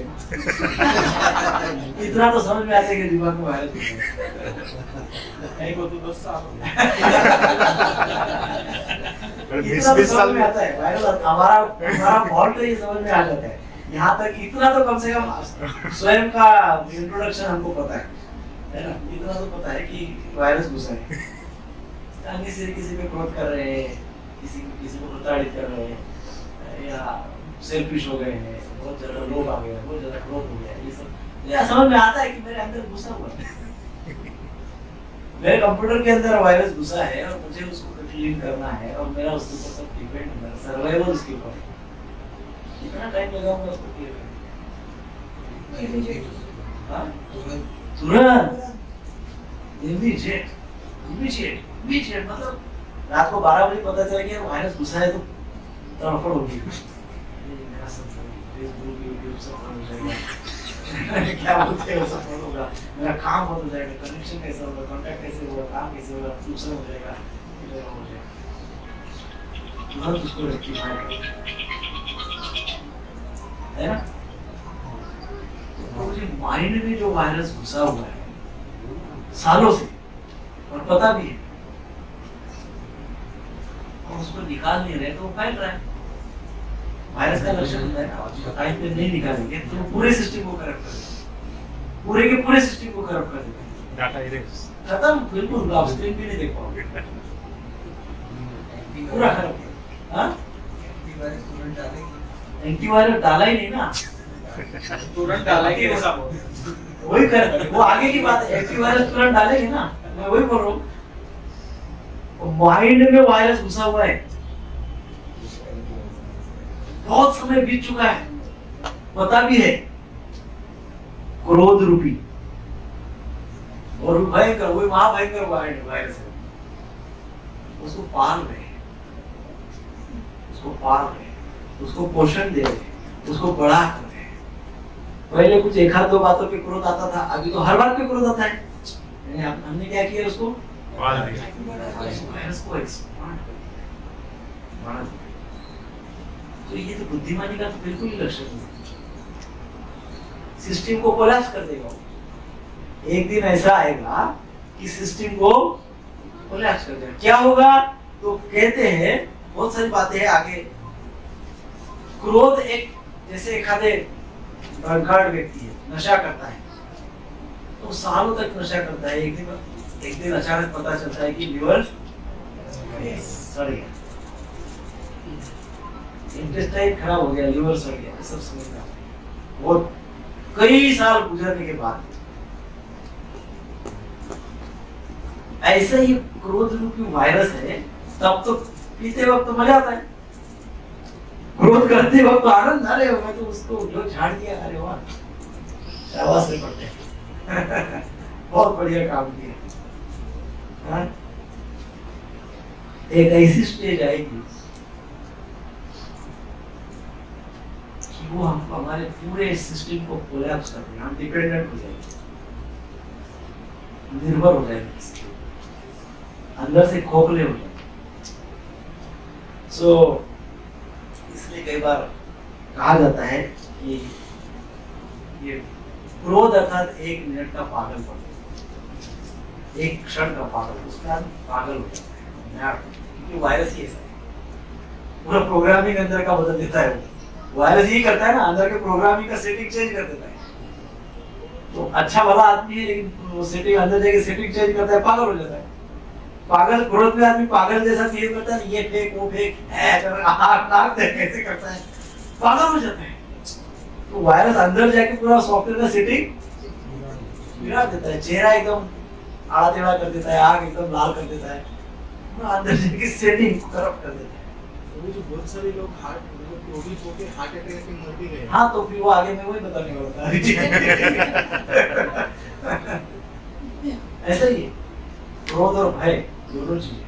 आप खुद को देखिए, जब आपको क्रोध आता है ना, तो वो बीपी का मशीन ऐसे जेब में रखिए, ऐसे रखिए, और जब क्रोध आता तुरंत लगाओ, तुरंत लगाओ, आपको पता चल जाएगा। डॉक्टर कहते हैं, साइंस कहता है, सब कहते हैं, हार्ट बीपी शूट हो जाती है, ब्लड प्रेशर एकदम हाई हो जाता है, और ऐसा high high high high high high तो हाई हाई हो जाती है जीवन में, और फिर अटैक आ जाता है। It's very dangerous. सो मनुष्य शरीर इस प्रकार से डिस्ट्रॉय करके खत्म करने के लिए, मनुष्य शरीर हमको जो मिला है ना, 84 लक्ष योनियां पार करने के बाद ये योनि मिली, और इसके बाद कब मिलेगी पता नहीं, क्या क्या बनना पड़ेगा पता नहीं, और इसको ऐसे ही व्यर्थ किया तो 84 लक्ष नहीं है, उसके बाद और 84 की कितने फेरे भगवान करवाएंगे पता नहीं, वो क्योंकि उनको विश्वास नहीं रहेगा हमारे ऊपर। वो कहेंगे मैंने तुमको मनुष्य शरीर दिया था, तुमने क्या किया, उसका अब्यूज किया।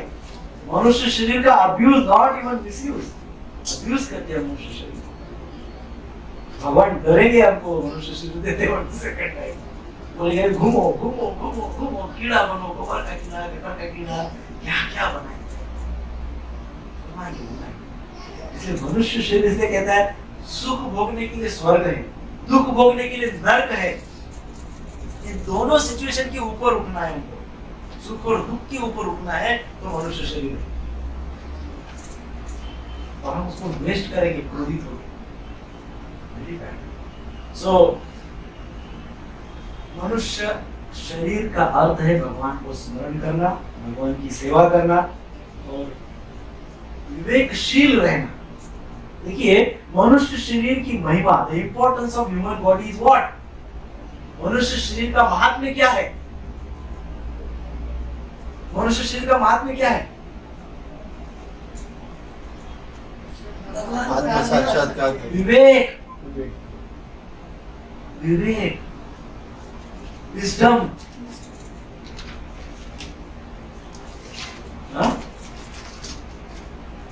जानवरों को बुद्धि है, विवेक नहीं। बुद्धि है, गाय को पता है उसको क्या खाना है, नॉनवेज नहीं खाएगी गाय, लेकिन बीमार पड़ेगी तो डॉक्टर के पास नहीं जाएगी। शेर बहुत पावरफुल है, बहुत शक्तिमान है, हमसे तो कहीं ज्यादा है। अपने आरएनए कॉम्प्लेक्स में आ सकता है, आ सकता है शेर घूमने के लिए? अरे भाई क्या प्रॉब्लम है उसको? शेर को क्या प्रॉब्लम है? कोई भी प्रॉब्लम नहीं, आ सकता है आरएनए कॉम्प्लेक्स में?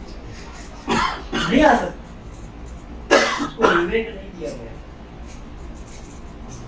समझे, भगवान ने उसको विवेक दिया होता तो थोड़ी देर के लिए सोचिए, आपको विवेक नहीं देते। मनुष्य को जंगल में जाना पड़ता ना, तो शेर आरएनए कॉम्प्लेक्स में रहता है, शेर आरएनए कॉम्प्लेक्स में रहता है ना, और हमको जंगल में भटकना पड़ता शेर के मारे, डर के मारे, है कि नहीं? भगवान ने हमको विवेक दिया, कुछ तो एक्सपेक्टेशंस होगी ना, कुछ अपेक्षाएं होगी ना। मनुष्य शरीर से भगवान को भी कुछ अपेक्षाएं होगी कि नहीं होगी? भगवान की मिनिमम अपेक्षाएं है क्या? क्रोध रहित रहो,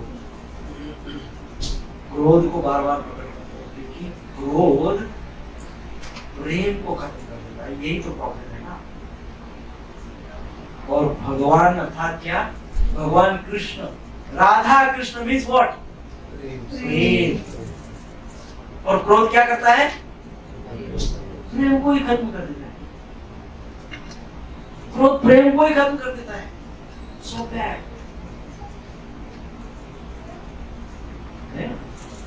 हमारा संप्रदाय प्रेम संप्रदाय है। भगवान को प्रेम में ही सेवा चाहिए, है ना? भक्ति में सेवा, प्रेम में सेवा। सो मनुष्य शरीर की महिमा जो है वो विवेक को लेकर है। भगवान ने मनुष्य को दिया। मनुष्य की महात्म्य क्रिया से नहीं, अरे वो तो काटा है, वो तो गिरला है।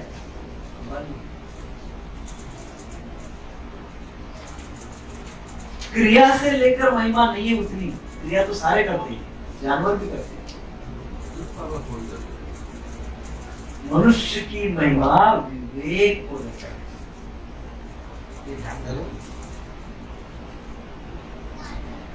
विवेक और भगवत नाम, विवेक और भक्ति, विवेक प्लस भक्ति इज इक्वल टू विवेक प्लस भक्ति इज इक्वल टू भगवान की प्राप्ति।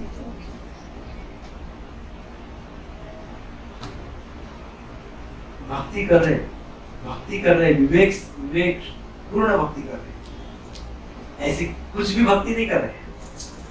परंपरा के अनुसार, गुरु परंपरा के उपदेशानुसार, शास्त्र आधारित संतों के द्वारा बताई गई भक्ति कर रहे हैं। विवेक पूर्ण हो।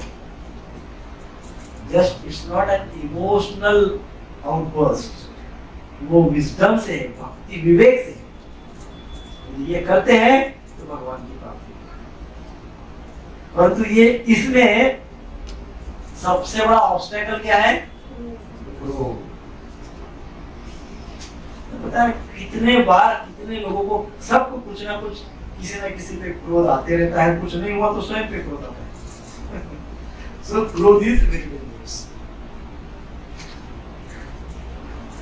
जो भी क्रोध से शुरुआत करते हैं या जो भी घटना में क्रोध उत्पन्न होता है, वो घटना का अंत शेम से होता है। लज्जा, शेम है तो लज्जा या और कुछ होता है? लज्जा। व्यक्ति मुंह दिखाने लायक नहीं होता है, शर्मिंदा हो गया, शर्मिंदा हो गया। शुरुआत क्रोध से होती है लेकिन अंत शर्मिंदगी से होती है। व्यक्ति सामने रहना नहीं चाहता, एक दूसरे का मुंह देखना नहीं चाहता, ये शर्मिंदगी है। शुरुआत तो क्रोध से हो जाती है, अंत उसका बड़ा खतरनाक हो जाता है, भयंकर हो जाता है। सो इसलिए कहते हैं कि एग्रेसिव एंगर, क्रोध में जो आक्रामकता होती है तो aggressive anger is a bad counsellor.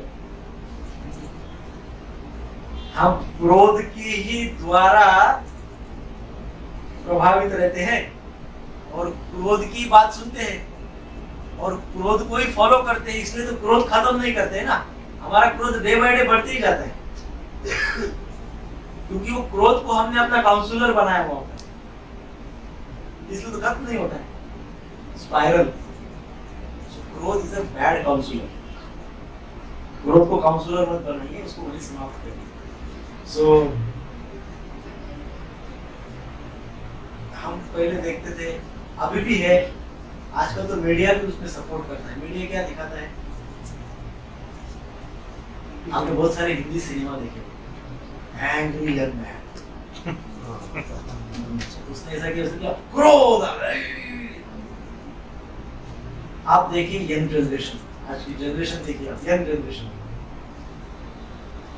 वो मीडिया को फॉलो करती है ना। और मीडिया में क्या दिखाया जाता है? बदला, रिवेंज, बदला, रिवेंज। और बदला और रिवेंज नहीं तो तुम आतताई बन जाओ। How to kill others. अभी रिसेंटली अमेरिका में घटना हुई, स्कूल में शूटिंग, स्कूल में जाके फायर कर दिया, 18-20 बच्चे मर गए स्वयं फायर। क्रोध कैसा था वो देखिए। मैंने अभी कभी किसी ने कुछ भेजा मुझे, मैंने पढ़ा, वो थोड़ा इंटरेस्टिंग है। उसमें मैंने कहा कि अमेरिका के पार्लियामेंट के कोई मेंबर है, उन्होंने गवर्नमेंट को रिक्वेस्ट किया कि जो गेम बनाने वाली जो मीडिया है ना, ये प्लेटफॉर्म से गेम बनाने वाली, बहुत सारे गेम, ऐसे गेम जिसमें वायलेंस दिखाई जाती है और वो वायलेंस देखकर बच्चे इन्फ्लुएंस हो जाते हैं, तो अमेरिका के पार्लियामेंट के एक मेंबर ने गवर्नमेंट को वहां पे ये रिक्वेस्ट भेजा है और कहा है कि अभी पेरेंट्स को अधिकार होना चाहिए कि यदि उनका बच्चा वो वायलेंट गेम देखकर प्रभावित होता है तो वो उस कंपनी को, गेम बनाने वाले कंपनी को डायरेक्ट कोर्ट में केस डायरेक्ट, क्योंकि क्रोध की उस लेवल तक वो मीडिया ले जाता है व्यक्ति को, वो वायलेंट हो जाता है। आप सोचो, अब उसके ऊपर केस कर सकते हैं, मेरा क्रोध बढ़ा है इसने, चलो इसके ऊपर केस कर ऐसी बात होगी। ये गेम से क्रोध बढ़ा है, क्योंकि ये मीडिया को आदत हो चुकी है कि क्रोध को हीरो के समान प्रेजेंट करना, वो एंगर को हीरो मानते हैं मीडिया वाले। इससे क्या हो रहा है, जनरेशन डिस्ट्रॉय हो रही है। ये जो इंसिडेंस हुई है फायरिंग करके लोगों को अमेरिका में, सब अमेरिका इंडिया में भी हो रही है, कई जगह इंडिया में भी कई स्कूलों में इधर उधर सब हुआ है कि क्रोध की लेवल बढ़ रही है, प्रेजेंटेशन गलत हो रहा है। इसलिए हमारे शास्त्र हमको नेचर ऑफ इंस्ट्रक्शन में पहले ही श्लोक में बताया गया, शास्त्र फुल प्रूफ है। जीवन को सक्सेसफुल बनाना है, मनुष्य जीवन को सार्थक करना है तो शास्त्र को फॉलो करना चाहिए, इंस्ट्रक्शन को फॉलो करना चाहिए। तो जैसा वो कीड़ा अपने जीवन को यशस्वी बना दिया, वैसे हम भी अपने जीवन को यशस्वी बना सकते हैं। तो इसलिए जैसा कि कहा है कि क्रोध डिस्ट्रॉयज रेप्यूटेशंस, क्रोध डिस्ट्रॉयज करियर्स, क्रोध डिस्ट्रॉयज फैमिलीज। क्रोध से रेप्यूटेशन खराब हो जाता है। भक्तों में भी क्रोध रहता है, कभी कभी किसी इंसिडेंस को लेकर क्रोध हो जाता है, पर तो कभी कभी होता है, वो स्वभाव नहीं होता है क्रोध।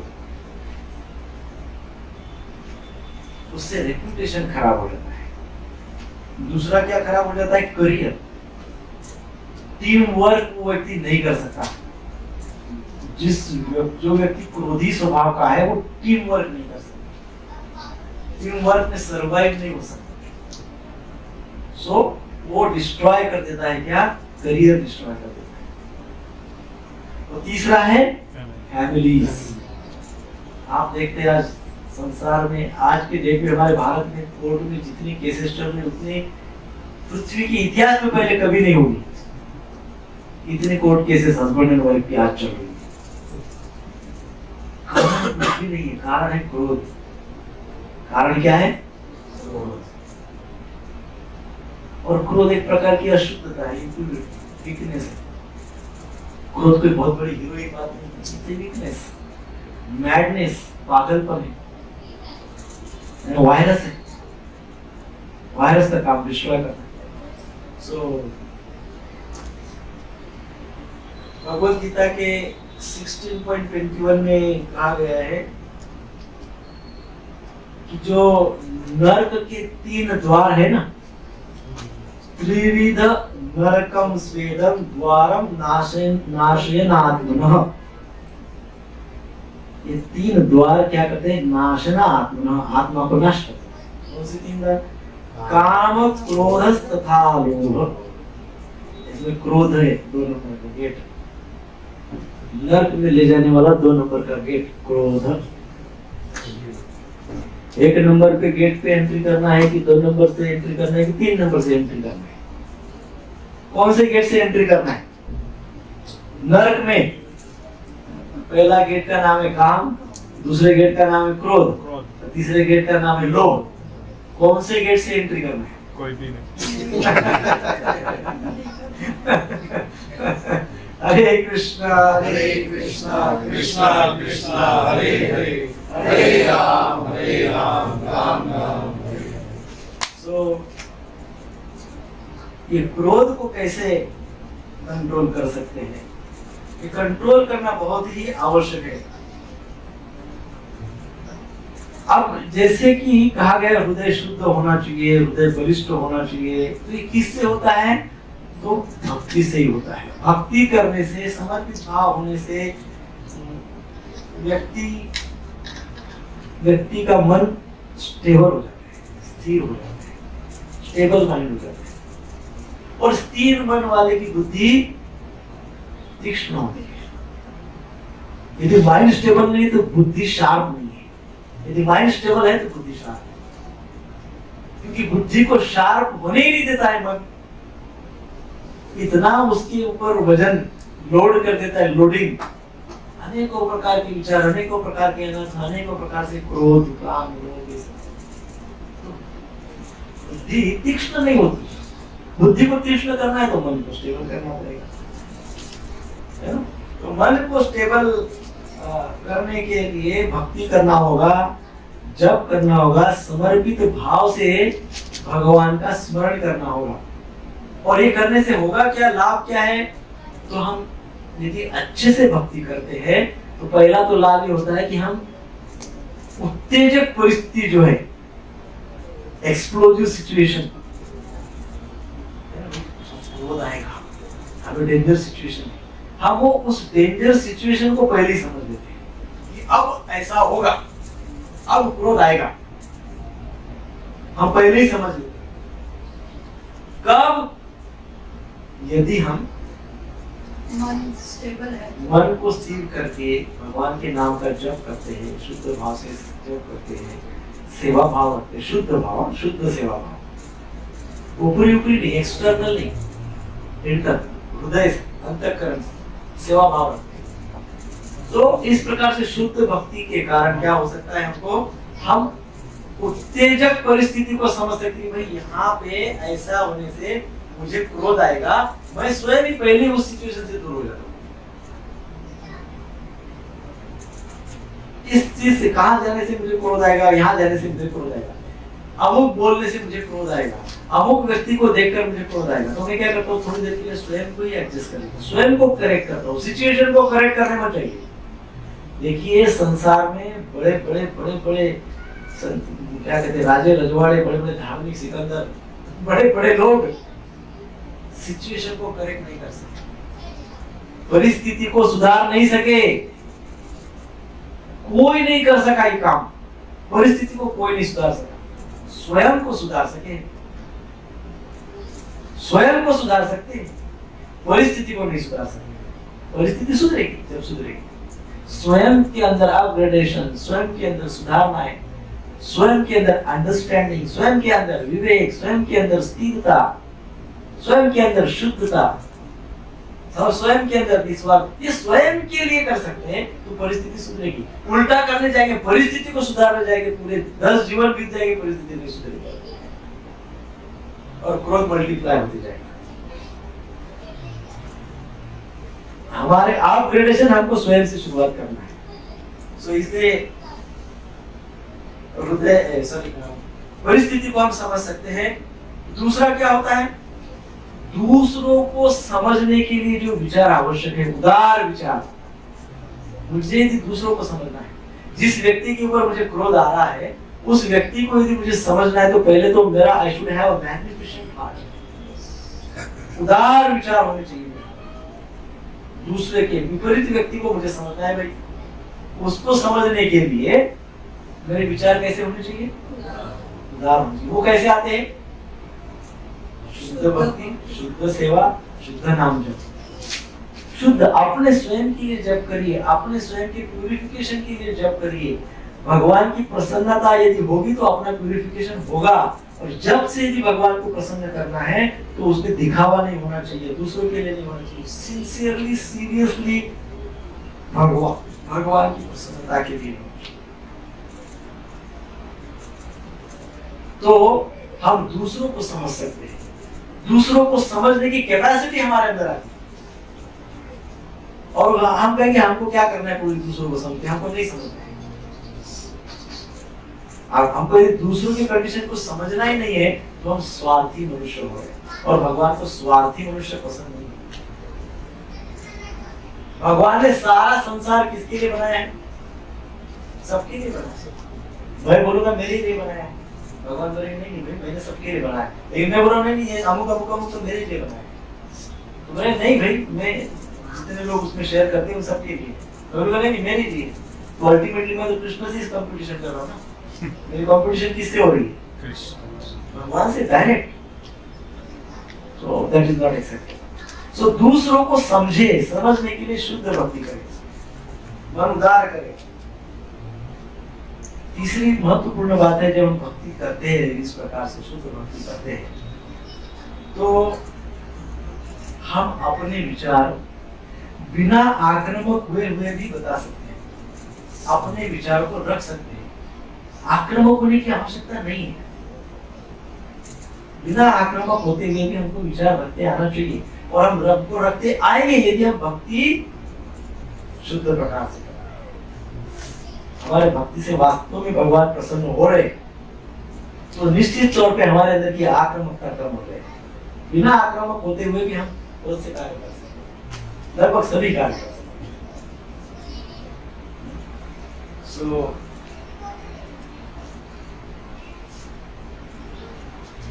क्रोधित होना बहुत ही सिंपल है, आसान है। क्रोधित होना क्या है, क्या लगता है उसके? वेरी इजी, ट्रिगर पकड़ लो उसको, बस एकदम इजी। किसके भी ऊपर क्रोध कर सकते, किसी के भी ऊपर, नेचर बन जाता है। It's very easy. परंतु अपनी आवश्यकताओं को समझना कठिन है। जो व्यक्ति अपनी रियल आवश्यकताओं को नहीं समझा वही व्यक्ति क्रोधित होता है, क्रोधित होता है। मेरी रियल नीड क्या है, मेरी रियल आवश्यकता क्या है, रियल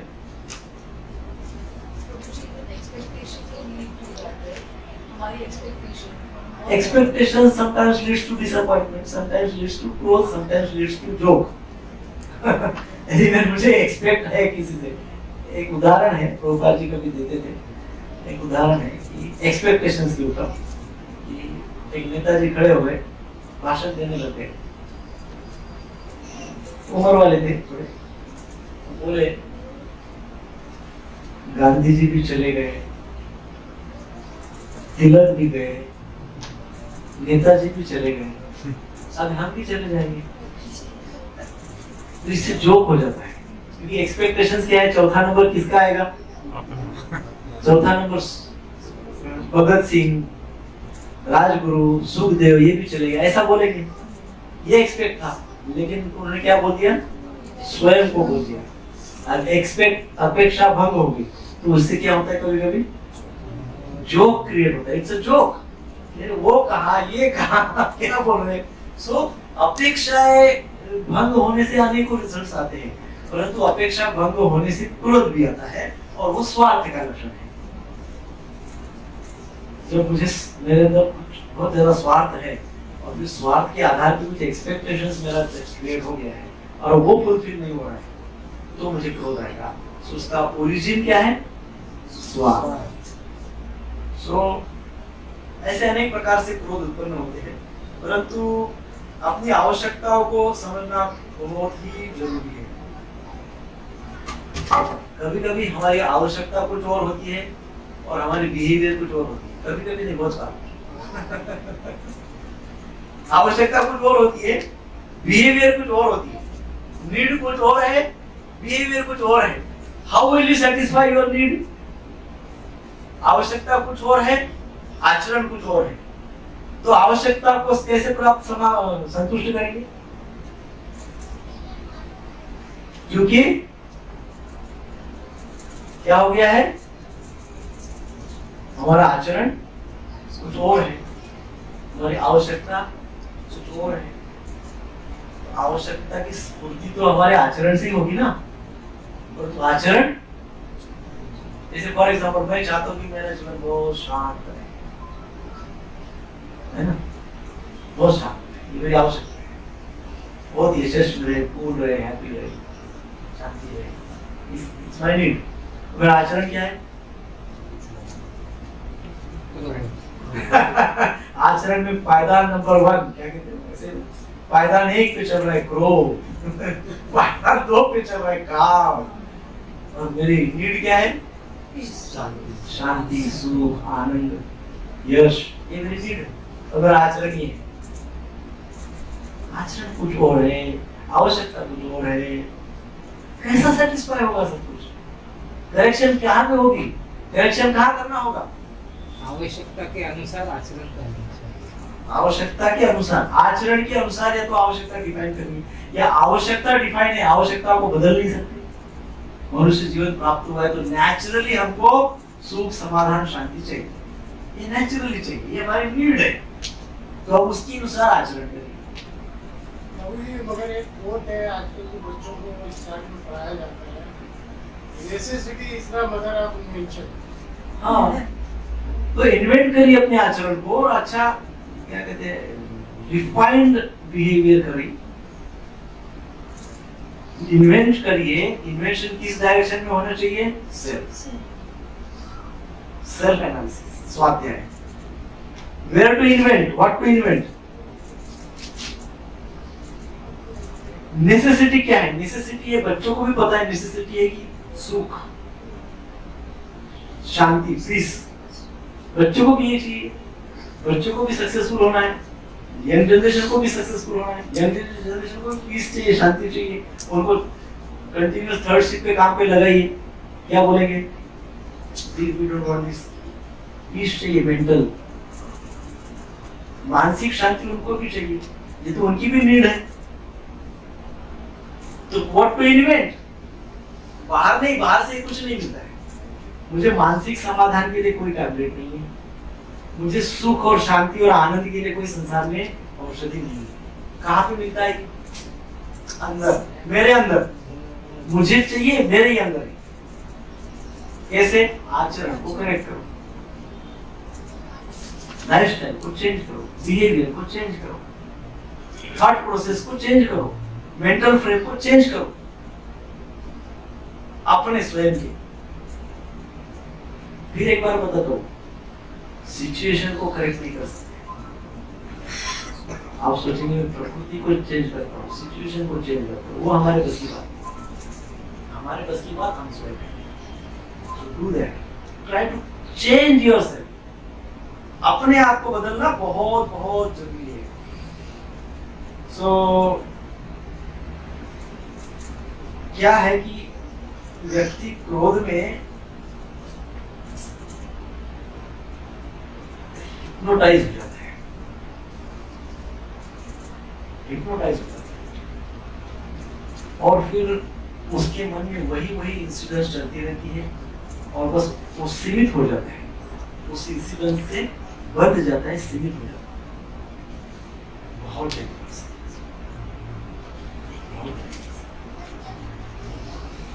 अपने आप को वो वोल्केनिक सिचुएशन कहते हैं ना, वो जो एकदम भयंकर सिचुएशन क्रिएट हो गई है, उस सिचुएशन को बांध देता है। फिर वो आइडेंटिफाई करता है अपने को और उस सिचुएशन को, अपने को और उस सिचुएशन को, अपने को और उस सिचुएशन को, कंटिन्यूअस ही चलता है। वो सिचुएशन के बाहर आ नहीं सकता क्योंकि वो हिप्नोटाइज हो गया क्रोध के कारण, हिप्नोटाइज हो गया। So what to do? Next Sunday. What to do? Next Sunday. Daily life, रोज के जीवन के लिए, रोज के बिहेवियर के लिए क्या करें, ये आने वाले रविवार को इसके ऊपर हम चर्चा करें। ठीक है? हरे कृष्णा कृष्णा कृष्णा हरे हरे, हरे राम राम राम हरे हरे। प्रभुपाद की जय।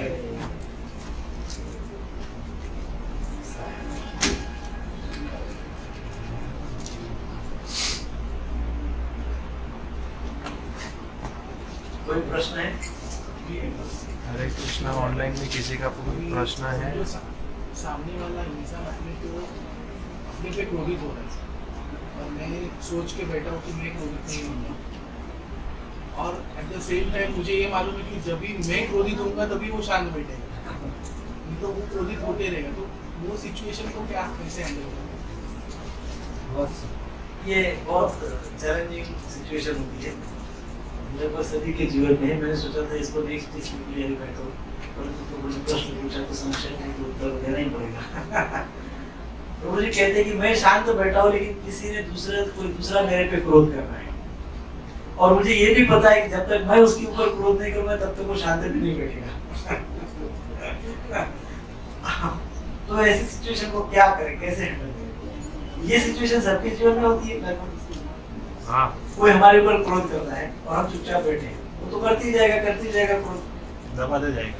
और जब हम क्रोध करेंगे तो हमको ये पता है कि वो शांत बैठेगा। तो इसको कैसे डील करें, ऐसे सिचुएशन को कैसे डील करें? देखिए इसमें आगे जाके कि ये भी बात होती है वैलिड क्रोध है, इनवैलिड क्रोध।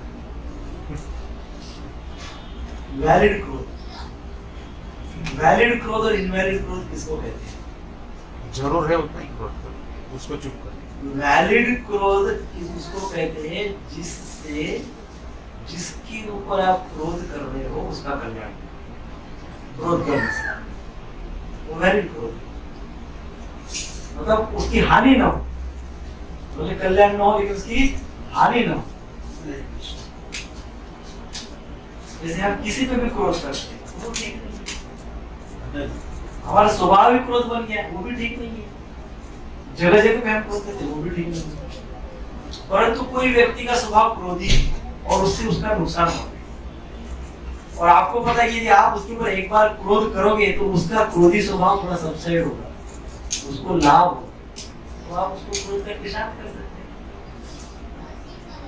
उसका लाभ होगा, उसमें आपकी हानि नहीं होगी, उसका लाभ होगा, तब तो आप वैलिड क्रोध कर सकते हैं। लेकिन आपको पता है कि आपका क्रोध करने से उसकी जबरदस्त हानि होने वाली है, वो करो। और नेचर फिर आपका रिकॉर्डिंग करते हैं, आपने जो क्रोध किया था दूसरे को डिस्ट्रॉय करने के लिए क्रोध किया था, अब वो डिस्ट्रक्शन आपके सामने कभी ना कभी परोसा जाएगा, वो डिस्ट्रक्शन मल्टीप्लाई होकर आपके सामने कभी ना कभी परोसा जाएगा, क्योंकि आपने क्रोध जो किया है उसको डिस्ट्रॉय करने के लिए किया। तो प्रकृति का तो नियम है बैलेंस, नेचर की जो कॉस्मिक एनर्जी है उसका प्रिंसिपल क्या है? बैलेंस। और मैं क्या चाह रहा हूँ? उसको डिस्ट्रॉय कर, वो एनर्जी सोच रहे हैं बैलेंस को इम्बैलेंस कर रहा है, तो एनर्जी क्या करेगी? कॉस्मिक एनर्जी वो हमारे सामने वो इतना बड़ा डिस्ट्रक्शन परोसेगी कि हमारे लिए बहुत डिफिकल्ट है। सो इसलिए वैलिड क्रोध और इनवैलिड क्रोध, जैसे हनुमान जी को क्रोध आया था, भयंकर क्रोध आया, उनकी पूंछ को आग लगे। वानर के लिए पूंछ को आग लगाना सबसे बड़ी इंसल्ट है, इट्स द बिगेस्ट इंसल्ट। तो उन्होंने क्या किया? तो क्रोध आया, उन्होंने क्या किया? लंका जला दिया, अहंकार को जला दिया। रावण के अहंकार को जला दिया, उसका अहंकार वहां पे कभी कहीं तो भी रुक गया, अरे कोई मुझे भी जला सकता है। रावण का एक प्रकार से कुछ ना कुछ लाभ ही हुआ, वो अहंकार बढ़ा तो नहीं, उसका अहंकार बढ़ा तो नहीं। ये अभी मैं आपको यही पूछने लगा था, तो ये जो हनुमान जी का क्रोध है वो कौन सा है? वैलिड क्रोध है कौन सा है? वैलिड क्रोध। उन्होंने क्या किया? रावण के अहंकार को कम करने का प्रयास और भगवान की सेवा नहीं की, स्वयं की सुख के लिए किया क्या? स्वयं के एंजॉयमेंट के लिए क्रोध किया क्या? अपना पूरे वर्ल्ड में अपना कंट्रोल प्रस्तावित करने के लिए किया नहीं। उन्होंने किस लिए किया? भगवान की सेवा में किया। और रावण को उसमें लाभ हुआ, है कि नहीं?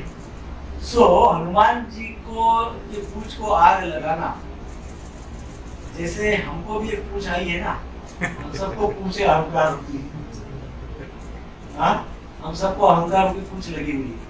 किसी को मुक्ति नहीं है अहंकार से। कुछ मात्रा में भयंकर अहंकार है, कुछ मात्रा में भयंकर क्रोध है, सब है। तो इसको आग लगानी चाहिए। आग कैसे लगती है? तब अर्थात हमारी रोज की साधना और हमारा रोज का नाम जप, भगवत सेवा, गुरु सेवा, धाम सेवा, नाम सेवा, ये सब जो सेवा भाव है, सेवा भाव से अहंकार को आग लग जाती है। वो आग लगना जरूरी है। कई बार ऐसा कहा जाता है कि लंका जो है वो अहंकार का प्रतीक है और हनुमान जी ने वो अहंकार को जलाया। सो हमारे पास भी अहंकार बहुत प्रचुर मात्रा में है। हनुमान जी को हम प्रार्थना करेंगे कि हनुमान जी कभी आपका जो क्रोध है, वैलिड क्रोध दीजिए। हनुमान जी के पास वैलिड ही है, इनवैलिड क्रोध उनके पास है ही नहीं। तो जो भगवान के परिकर है, भगवान के नित्य दास है, भगवान की नित्य सेवा में होते हैं, उनके पास नित्य वैलिड क्रोध ही होता है। तो हम हनुमान जी को प्रार्थना करें कि हमारे अंदर का क्रोध निकाल, हमारे अंदर जो क्रोध की आग लगी पड़ी है कभी हमको भस्म कर सकती है, भगवान के क्रोध को समाप्त कर।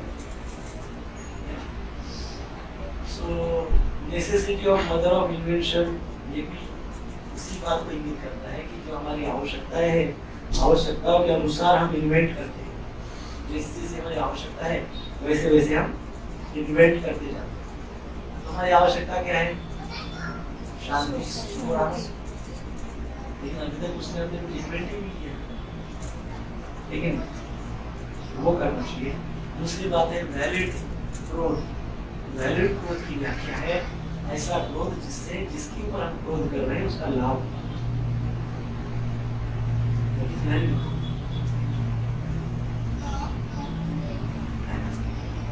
ठीक है? हरे कृष्णा कृष्णा कृष्णा हरे हरे, हरे राम राम राम हरे हरे। अपने आप को एनालाइज करते चाहिए।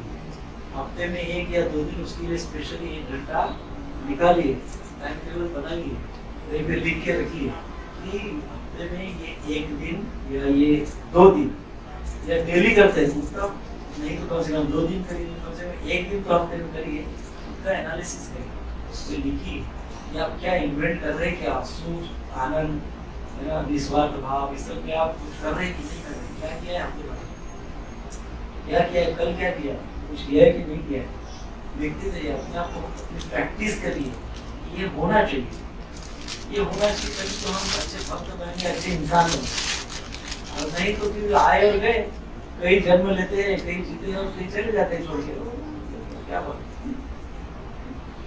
ऐसा नहीं होना चाहिए। अभी हम सब लोगों को 5 साल से ज्यादा ही हुआ है भक्ति में, लेकिन अपना क्लास चलते चलते 5 साल तो हो ही गए सभी को, सब प्रभु जी छोड़ के बाकी सब लोग तो 5 साल से ऊपर है, सब लोग। हाँ, माता जी 2-3 लोग छोड़ दे तो बाकी सब लोग लगभग 5 साल से ज्यादा है।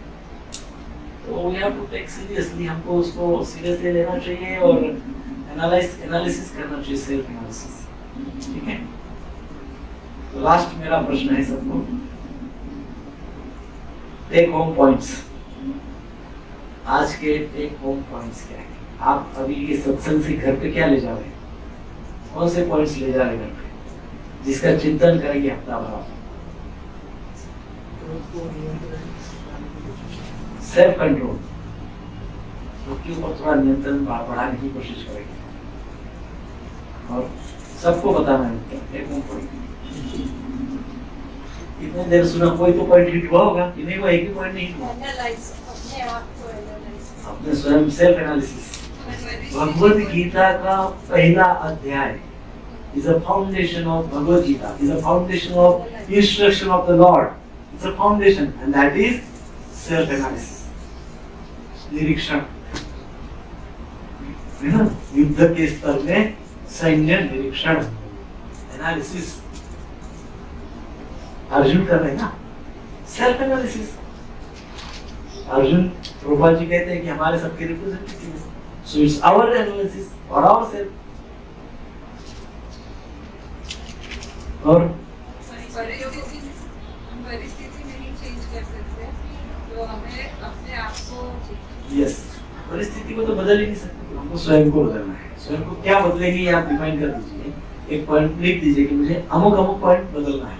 वो आप हमको एक किसी को पूछेंगे नहीं, लेकिन आपको अपने लिए लिखना है कि ये पॉइंट में बदल गया। और शुद्ध भाव से नाम जप करना है। हाँ, शुद्ध भाव से नाम जप करना है। शुद्ध भाव से नाम जप करना है। और लाइफस्टाइल, मेंटल फ्रेम, थॉट्स, हाँ, उसको सुधार करना, चेंजेस करना उसको अच्छा। लिख लीजिएगा घर पे जाके कौन से चेंजेस आपको प्रैक्टिकली करना है। और दूसरा जो हमारी नीड्स है ना, उसका वो एक्सपेक्टेशन जो हमारा है उसके आधार पे जो हमको वो नहीं मिलता है तो क्रोध आता है, तो उसके ऊपर भी थोड़ा और जो भी आप बोल रहे हो लिखना है आपको घर पे, आपके स्पेशल जो बातें हैं उसको लिखना है आपको। और जो नाम जब हम करते हैं वो खुद के लिए करना है और भगवान की प्रशंसा के लिए करना है, दिखावे के लिए नहीं करना है या उसको अपने आप को प्रेम करने के लिए नहीं करना है। खुद के लिए करना है इन द सेंस अंतःकरण से करना है। वो लिख लीजिए घर पे जाके और वो रोज पढ़ते जाइए, फिर जब करते जाइए, है ना। और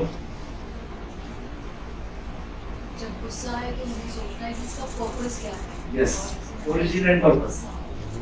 गुस्सा है तो इमीडिएट सोचिए कि पहले तो 100 बार 100 100 99 98 99 से 100 से 1 तक गिनती करिए। गुस्सा है इमीडिएटली स्टार्ट कीजिए काउंटिंग 100 99 शांत हो, और फिर सोचिए कि मेरा गुस्से का ओरिजिन क्या है और ये गुस्से का पर्पस क्या है, क्या इसमें सबका लाभ है। और बाकी लोगों को कोई पॉइंट ही नहीं है क्या, 2 घंटा हो गया लेक्चर देते देते, एक तो पॉइंट निकालो एटलीस्ट। अपनी आवश्यकता के अनुसार अपना आचरण रखिए, मतलब हमारा जो गोल है अपने आचरण को बदलना चाहिए। और गोल भी डिफाइन, गोल क्या है, शांति, सुख, आनंद, भक्ति, प्रेम, ये हमारे गोल है कि नहीं। शांति चाहिए, मन की शांति चाहिए, जीवन में आनंद चाहिए, भक्ति होनी चाहिए, भगवत प्रेम होना चाहिए, ये हमारे गोल है। उसके अनुसार आचरण करना चाहिए, आचरण में बदलाव लाना चाहिए। और बार बार हम गोल भूल जाते हैं। विवेक, विवेक मनुष्य योनि का महात्म्य केवल विवेक से है। विवेक नहीं है तो फिर उच्छेद है, हिंस्र पशु है, द्विपाद पशु।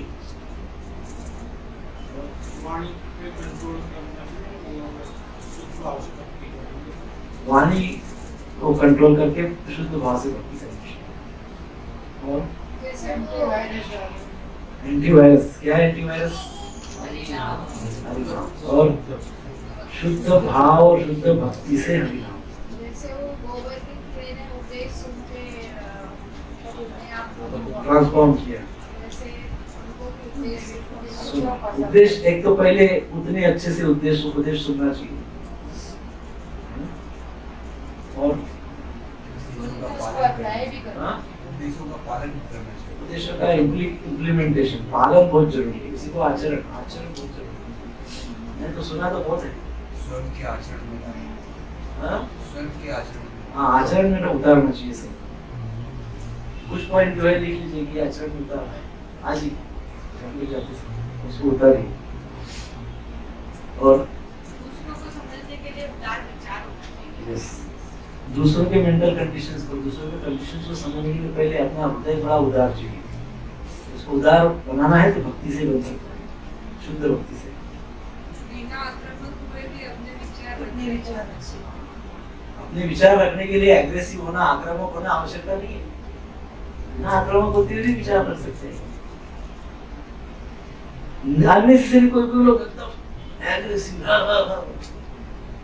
ऐसा वीडियो रिकॉर्डिंग कर लेना चाहिए, बाद में उनको दिखाना चाहिए, वायरल कर देना चाहिए। देखो आप ऐसे नॉर्मल कैसे दिखते हो और इसमें कैसे दिखते हो। और Anger is not a power, it's a weakness. Anger is weakness, not a power. It destroys family, reputation, career. Correct. Anger, क्रोध क्या क्या डिस्ट्रॉय करता है? परिवार को डिस्ट्रॉय कर देता है, खत्म कर देता है, विध्वंस कर देता है, करियर का विध्वंस कर देता है और reputation, family, career, reputation, family, और कैरियर। शर्मिंदगी देता है। कितने भी जपा करो, भक्ति करो, अहंकार आ जाने से सारी क्रियाकलाप भौतिक हो जाती है। अहंकार यदि ऐड हो जाता है तो खीर में और भक्ति से अपने मन को स्टेबल करना। भक्ति, शुद्ध भक्ति से मन को स्थिर करना। स्थिर मन से बुद्धि तीक्ष्ण हो जाती है। मन स्थिर होगा तो बुद्धि तीक्ष्ण होगी। और ये पॉइंट्स लिख लीजिएगा, आपको हमको आचरण में लाना है, हमारा आचरण होना चाहिए। We should be known by our behavior, not by our knowledge. क्योंकि नॉलेज कोई नहीं देता, सब ज्ञानी है संसार में भी। संसार में सब ज्ञानी। इसके लिए एक सजेशन देना, सबको व्हाट्सएप पे एक क्वेश्चन दे देना। क्या करो? जो आप आज क्लास में हाँ। उसका एक क्वेश्चन हर को व्हाट्सएप पे भेजो पर्सनल। तो उसका उत्तर मांगो। बिल्कुल वो तो करेंगे, बट सब लोग इसको रिवाइज में नोट्स लिखने के लिए, इसलिए मैं स्वयं नोट्स निकालता हूँ। अब ये क्लास देने के लिए मुझे 2 घंटा पढ़ाई करना पड़ा। भागवतम को ढूंढा, भगवद गीता को ढूंढा, कौन सा श्लोक कनेक्टेड है वो ढूंढा, लगता है समय लगता है। I also study, तभी तो वो आचरण में आता है। 100% नहीं आता, लेकिन उसमें 50, 20, 40% भी आए बहुत है। बिना स्टडी किए, सेल्फ स्टडी किए वो नहीं। आपको जस्ट नोट्स, आपको तो रेडीमेड मिल रहा है, आपको 2 घंटा का खर्चा करना पड़ेगा, आपको तो रेडी पैकेट मिला है वो, उसको जस्ट रोज उसको रिवाइज करो। इसका एग्जाम एग्जाम तो लेंगे ही हम, क्योंकि इसका तो एग्जाम होता ही नहीं है। हर संडे जिससे रिवीजन भी हो जाएगा। हाँ, नहीं ऐसे मन से तो अभी क्या आप इधर सुना ये श्लोक पूरा हो जाएगा ना, ये श्लोक पूरा हो जाएगा ना तब लेंगे। अभी हर एवरी टाइम एग्जाम के लेंगे, एक श्लोक पूरा हो जाएगा, ये श्लोक पूरा होने पे लेंगे।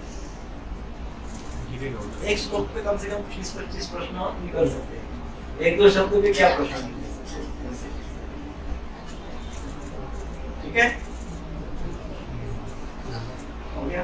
हरे कृष्णा कृष्णा कृष्णा हरे हरे, हरे राम राम राम हरे। कृष्ण गोपाल की जय।